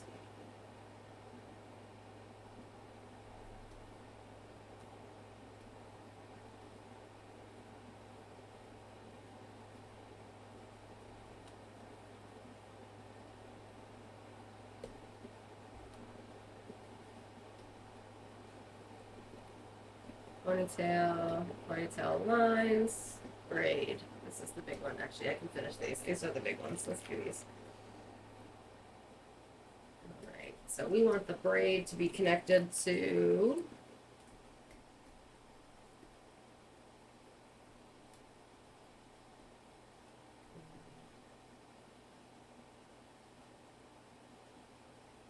braid lines. And then the ponytail is connected to the ponytail lines. Then the braid is connected to the ponytail. Then we've got a braid mane.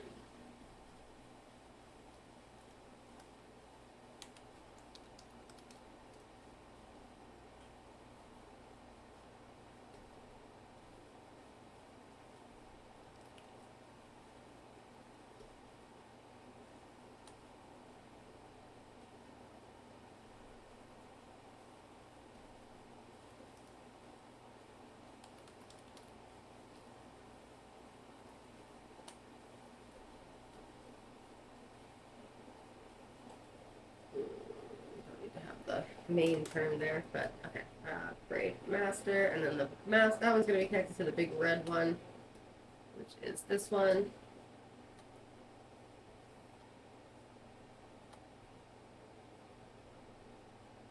And this one is going to be connected to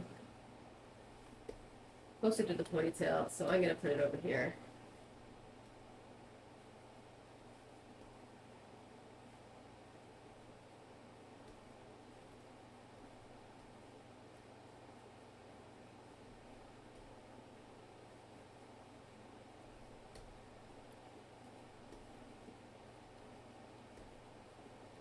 All right, so now we've got our ponytail. This one is the hair that is sitting on the head. So we're going to connect that to the head. It won't necessarily be, this is the hair band. This one, those are our bangs. Ooh, let's put the bangs up here for a second.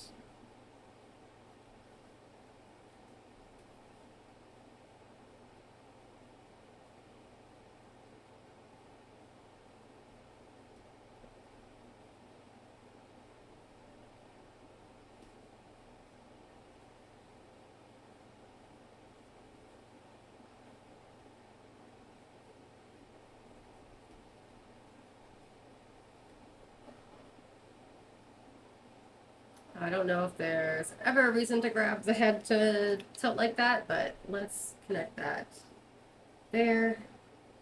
And then we'll have the whole.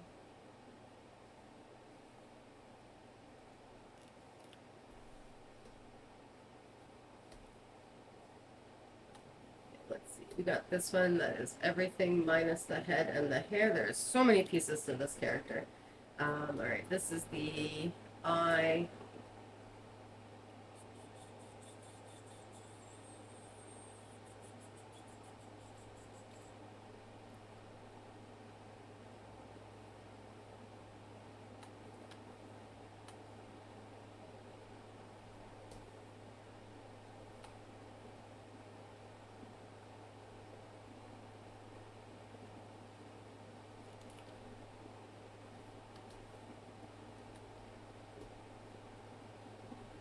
What is this one?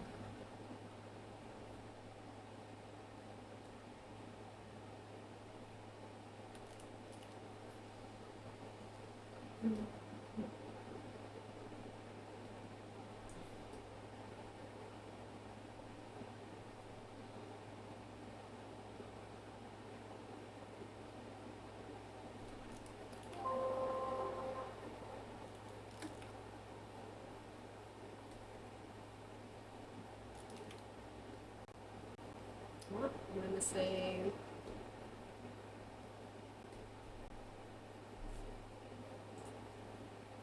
It looks like my computer is frozen.